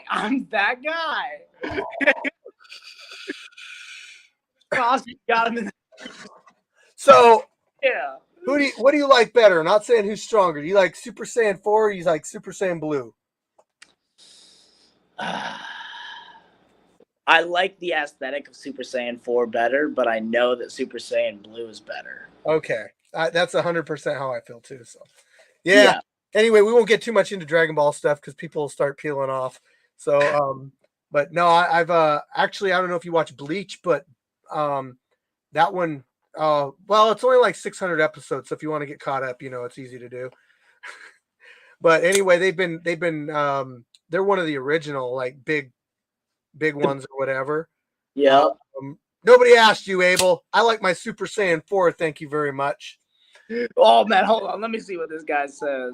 He said Super Saiyan God, but he didn't specify blue hair. So that's actually Super Saiyan God, Super Saiyan. Yeah, have you ever watched Heroes? They mix a lot of stuff up. Type in Dragon Ball Heroes on YouTube. Dude, Goku fights Goku in the first episode. What? Yeah, Blue versus freaking Super Saiyan 4. Oh shit. All right. I'm down with that. But that's kind of like how you see these weird fusions and stuff and things that would never happen, and it's cool to watch. It's 100% not canon, but it's still cool to watch. Yeah, Super Saiyan 4 was just so unique, but there was a lot of corny stuff in there. Did you watch the last movie? I have not actually watched. Did you watch Broly? I ain't gonna lie to you. I ain't watched much of the movies, so realistically, I've just kind of been, as of late with like all the new seasons and whatnot, I just kind of watch, the Facebook videos and whatnot. I kind of watched after Android 13, after his whole gig, but yeah, I always see the videos on my Facebook feed because, my Facebook feed is filled with nothing but, anime stuff, nerd stuff, history memes too. By the way, if y'all, Oh, like dude. talking about that, I can talk about that for days. Jeremy, our timekeeper, you bring up anything history with that guy, and now we're gonna get him going in the comments. But he's huge. I'm more like, if you want to talk video games, my things that get me are like video games, cars, and anime. Like, I'll talk those things forever. But yeah, I don't even watch fighting. Like, I'll go, like, if things are on, I'll be like, oh, look, a new episode of Dragon Ball. Oh, look, UFC 305. I'm gonna watch this. I don't know why, man. I get more out of the scrapyard than I do out of real professional fighting. It's just not as entertaining to me. I feel like the scrapyard fights have an entertainment factor that isn't matched by, first off, anything amateur or anything even professional. But you got to get up into the high level professional stuff to get the entertainment factor that you get from some of the stuff that's just free on YouTube. Oh yeah, I agree. And the reason why I personally think that is because these guys that are going in the scrapyard, they have nothing to lose. They're out here. Yeah. Really, all of us fighters here, the only thing that we have to like really gain is like some popularity from the rest of the internet world, right? Yeah. We're doing this. We're not getting paid. We're doing this because we like to fight. We're doing this because we genuinely enjoy this. So whenever we come out to put on a freaking show for you guys. And whenever you guys see us swinging wildly, that's because, man, we're trying to get that finish. So that way you guys can see some epic go down. And, whenever they're in the pro leagues, they're realistically, obviously they're looking for the finish, but they're just trying to do whatever they can so that way they can get, at the minimal, a decision win. So that way they can maintain the number next to their name. The number next to the name is stupid. Well, it keeps their job, though. That's the thing, is they're fighting for their job. And if they lose, they could lose their job, which we'll say UFC, right? Or Bellator. You lose a couple of those, you move down a rank into pro MMA. But they're not fighting to, a lot of guys aren't fighting to win anymore. They're fighting to not lose. Yeah, exactly. I miss that older mentality of, oh, this guy's stepping up to the plate. Guess I got to whip his ass. I miss that mentality back home over in Montana. That's how our mentality was. Like, realistically, being the toughest guy in town, that's a big freaking deal. Whenever, you roll down to the bars and they talk about, oh, this guy's tough. That means, and if somebody feels like they're tough, they'll go and challenge. You roll on down to the bar, and this guy's got this big cowboy hat on, and he's staring at you. You better know how to kick his ass. Oh, yeah, exactly. I mean, realistically, all of us, the town that I grew up in, my graduating class, we had about 28, maybe 30 people. High school? Yeah, high school. It was something like that. And my original class that I went to school with back in grade school, there was 11 of us. So I come from a really small area, very rural. So, whenever you've got these towns and you're the toughest guy in town, that means something. Everybody knows your name. Everybody knows, yo, that's the guy that you don't mess with. Well, guess what? I was that guy in grade school and high school. I was that guy. And I'm trying to make that so that way it's that way on the world stage, Yeah.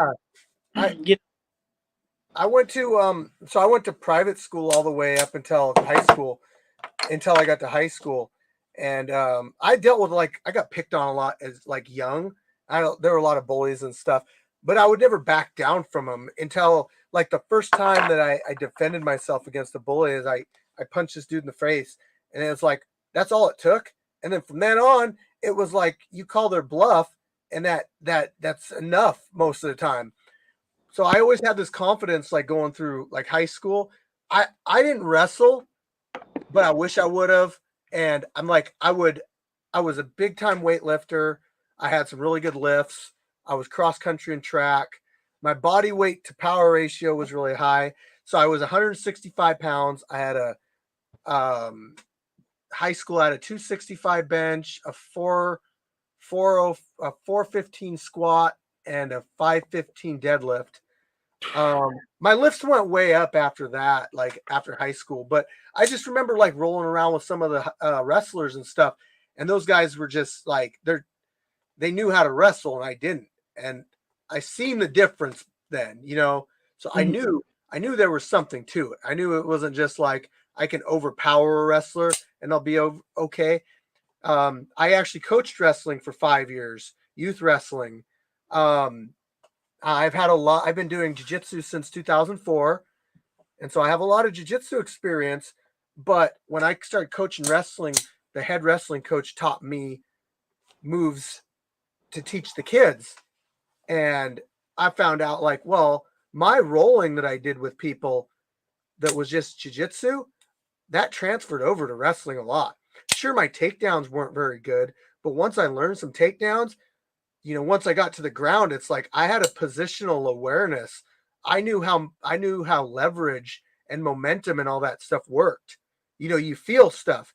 And it's like, if I take this post away from somebody and pick up a little bit here, they're going to go, but I feel like when I coached wrestling for 5 years, that elevated my jiu-jitsu game quite a bit. I was more confident with my takedowns. I never shot a double or a single prior to that. That was just like you did, or it was like the little kids did it when you first see them, where they put their head down and they just run towards somebody. They didn't know how to like drop level and then knee down, shoot in, and then drive through. They didn't know how to do that. And we taught them how to do that kind of stuff. But when the head coach was teaching it, I had to take it all in, and I had to be able to teach these little kids.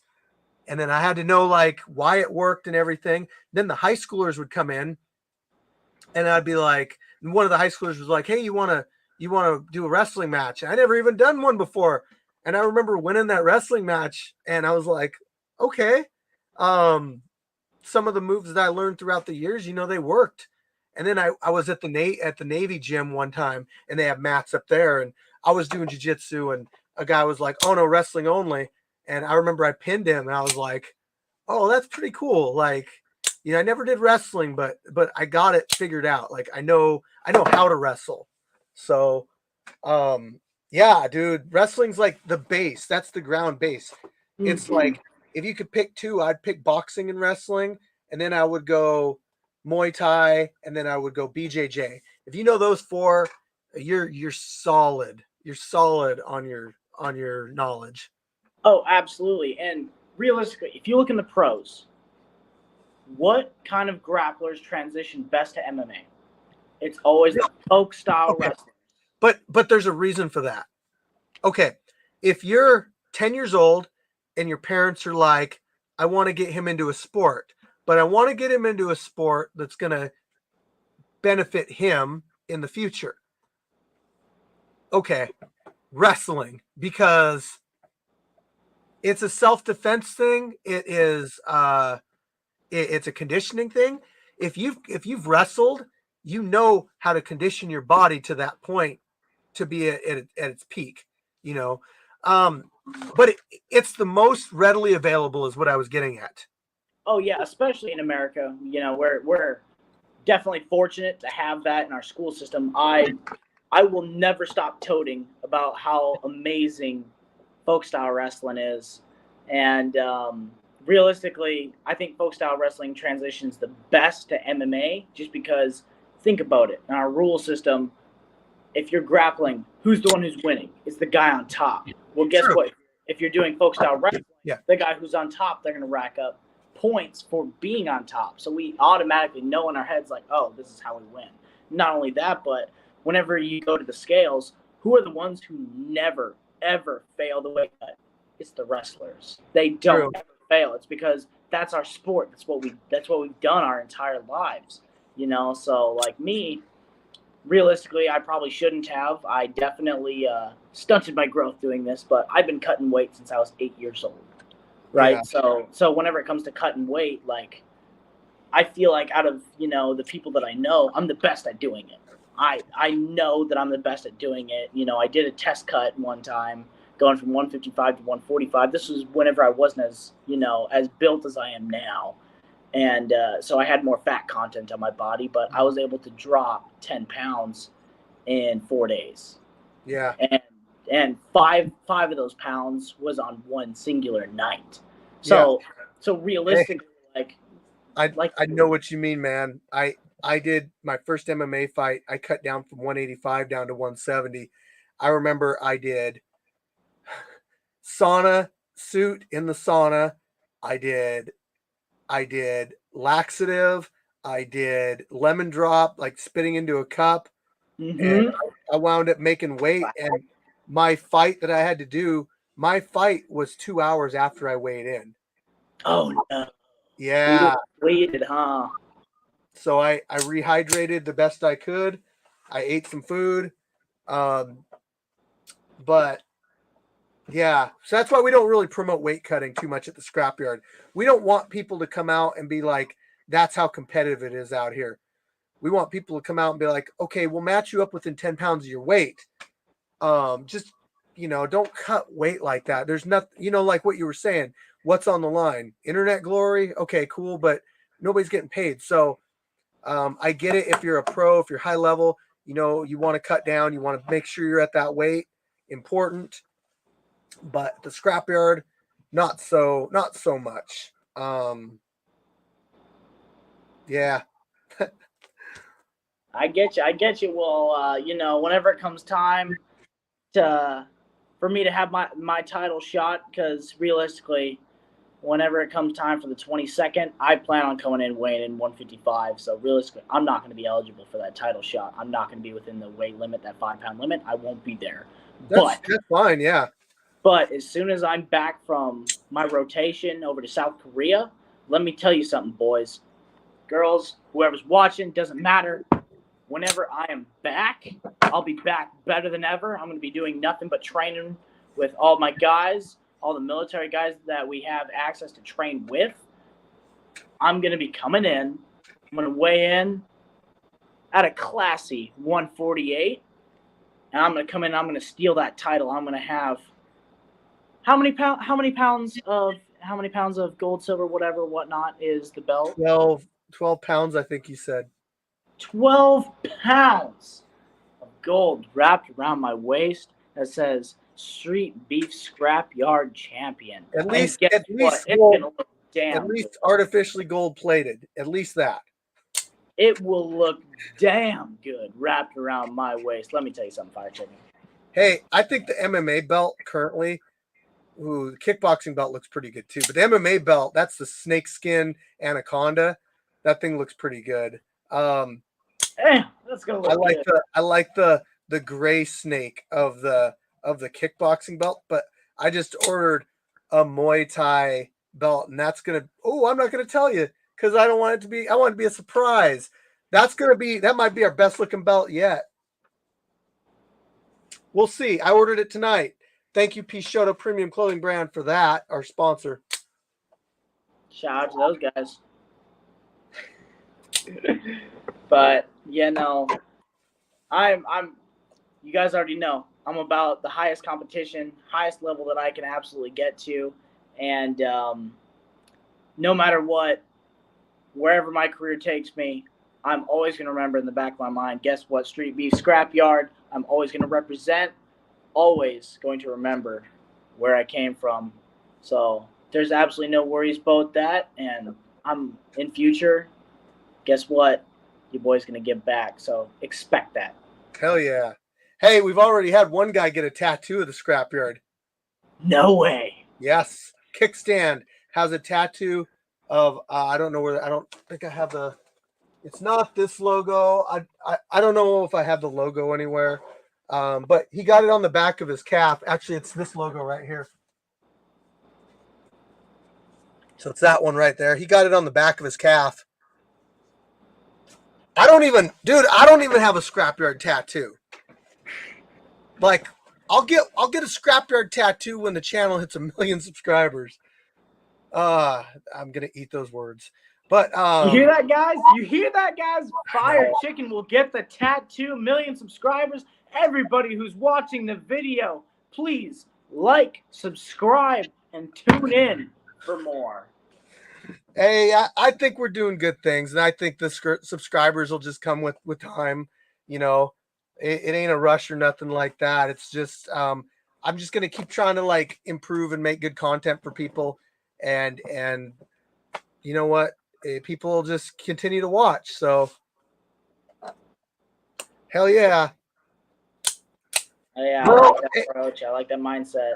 Hey, I think I pretty much killed Kicking It with Chicken tonight. I think we had a good show. You know what's crazy is like the more of these that I do, the bigger like our base level audience is getting. Because what I notice, I pay attention to like details of everything, but what I've noticed is like our viewer count is pretty consistently high for all of these, and then the overall viewership of the videos, even though it's nowhere compared to the fights, because I'm not doing this for views. I'm doing this to cater to the people that are interested in more than just the fights. They're interested in the fighters, behind the scenes, everything. So I'm doing this to interact with the audience and be able to answer questions and be transparent and all that stuff, and kind of be able to relate and all that. So the fact that we're getting more and more views on these live chats when the channel isn't about the live chats, it's really cool to see. So I think like my last Kicking It with Chicken from last weekend, I think my last Kicking It with Chicken's up to like 2,400 views, which in a week for a live chat is pretty cool, considering that when I do my live events, they're more like 5,000. And that's those are high views because people want to see the fights. What's up, Freddie? Oh man, I ain't going to sleep tonight. Freddie's in the house. Oh man. So listen, I'm not gonna push a fighter one way or the other on Fighter of the Year, but I'll just say this: Lights Out has fought like more times than anybody in the Scrapyard yet. He's just like he's fought like 2-3 times, like every single event. It's crazy. So I'm just saying, shout out Lights Out. He's been here a while. You know, consider him for Fighter of the Year. 19 fights in 1 year. Oh my gosh. That's a lot. Hey, everybody watching, let me tell you something. If somebody is that willing to put on a show for you, the least you can do is go drop a vote for them. Come on. Yeah. There's going to be some tough competition. I know that Crazy Legs will be one. Jay Gotham will be on there. Solo will be on there. So it's going to be tough, but you know what? Make your case with everybody. Psalm K, you can very much drop in on Kicking It with Chicken before the end of the year. Wait, can I hop? Yeah, Kicking It before the end of the year. And what's your opinion of me co-hosting with Buddy so far? I think that's really cool. I like watching you guys. You guys make a good team. So, and that was cool having me on a couple weeks ago. Shout out Buddy V. Buddy V does all of our interviews. I don't know if you got one last time or not. But I did not, but let me tell you something. They're going to want me in there next time. Hey, I've got more to say. Always get an interview from Buddy. He's awesome. He's done, like Jeremy, our timekeeper. You know, they've done a ton for the Scrapyard. They've been here for a long time. They're OGs. They're the reason why Scrapyard is where it is today. So shout out those guys. But I think I'm about ready to kill Kicking It with Chicken tonight, man. Freddie says, "Hey, Vicious." So I think maybe. Yo, what's up, Freddie? He's gonna move on to you for sleep time. So. Oh no. If you don't show up Saturday, I'll know what happened. Say again? If you don't show up Saturday, I'll know what happened. So, you got it by Freddie. Hey, I could have 1 hour sleep, 2 hours sleep, doesn't matter. I'm going to be there. And I'll be ready to put on a show for you and all of the fans watching, because by the time I'm done fighting, the entire chat is going to blow up with hell yeah, vicious. I love it. All right, man. It's been great having you on the show. I will see you Saturday. You could show up probably like 9-ish, 9:30, somewhere in between there. If you want to roll a little bit after the event too, I'm down for that. So yeah, can't wait to see you next weekend. So hey, I can't wait to see you either. The grappling, that sounds absolutely fantastic to me. You already know I'm about that, and I love that. Take care of yourself. Don't train too hard between now and then. We don't need more injuries happening. People, like, this is the week that you maintain and sharpen your skills, that you don't need to like kill yourself. Yep, of course. Don't want to make it so that way I'm not able to make it to my fight, Exactly. All right, man. Again, thanks for coming on. You have a good night. Of course, you as well. Take it easy. All right. Thus concludes another Kicking It with Chicken, ladies and gentlemen. It's been a great one. Man, it's always great having guests on, and hit me up if you ever want to be a guest. We had a couple guests lined up for tonight, but they didn't hit me back in the DM. So, unfortunately they didn't make it on the show, but they were a hint to what may be coming. We don't know yet. We don't know for sure yet. Keep a lookout for Sasquatch. It is that time of year where the Sasquatches are coming out, so keep your high beams on when you're on the back roads.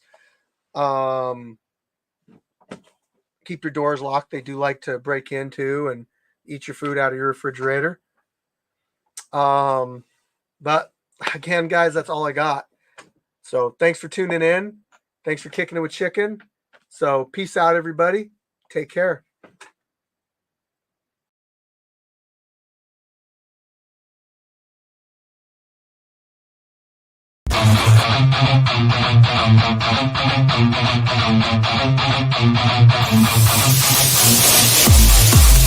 Now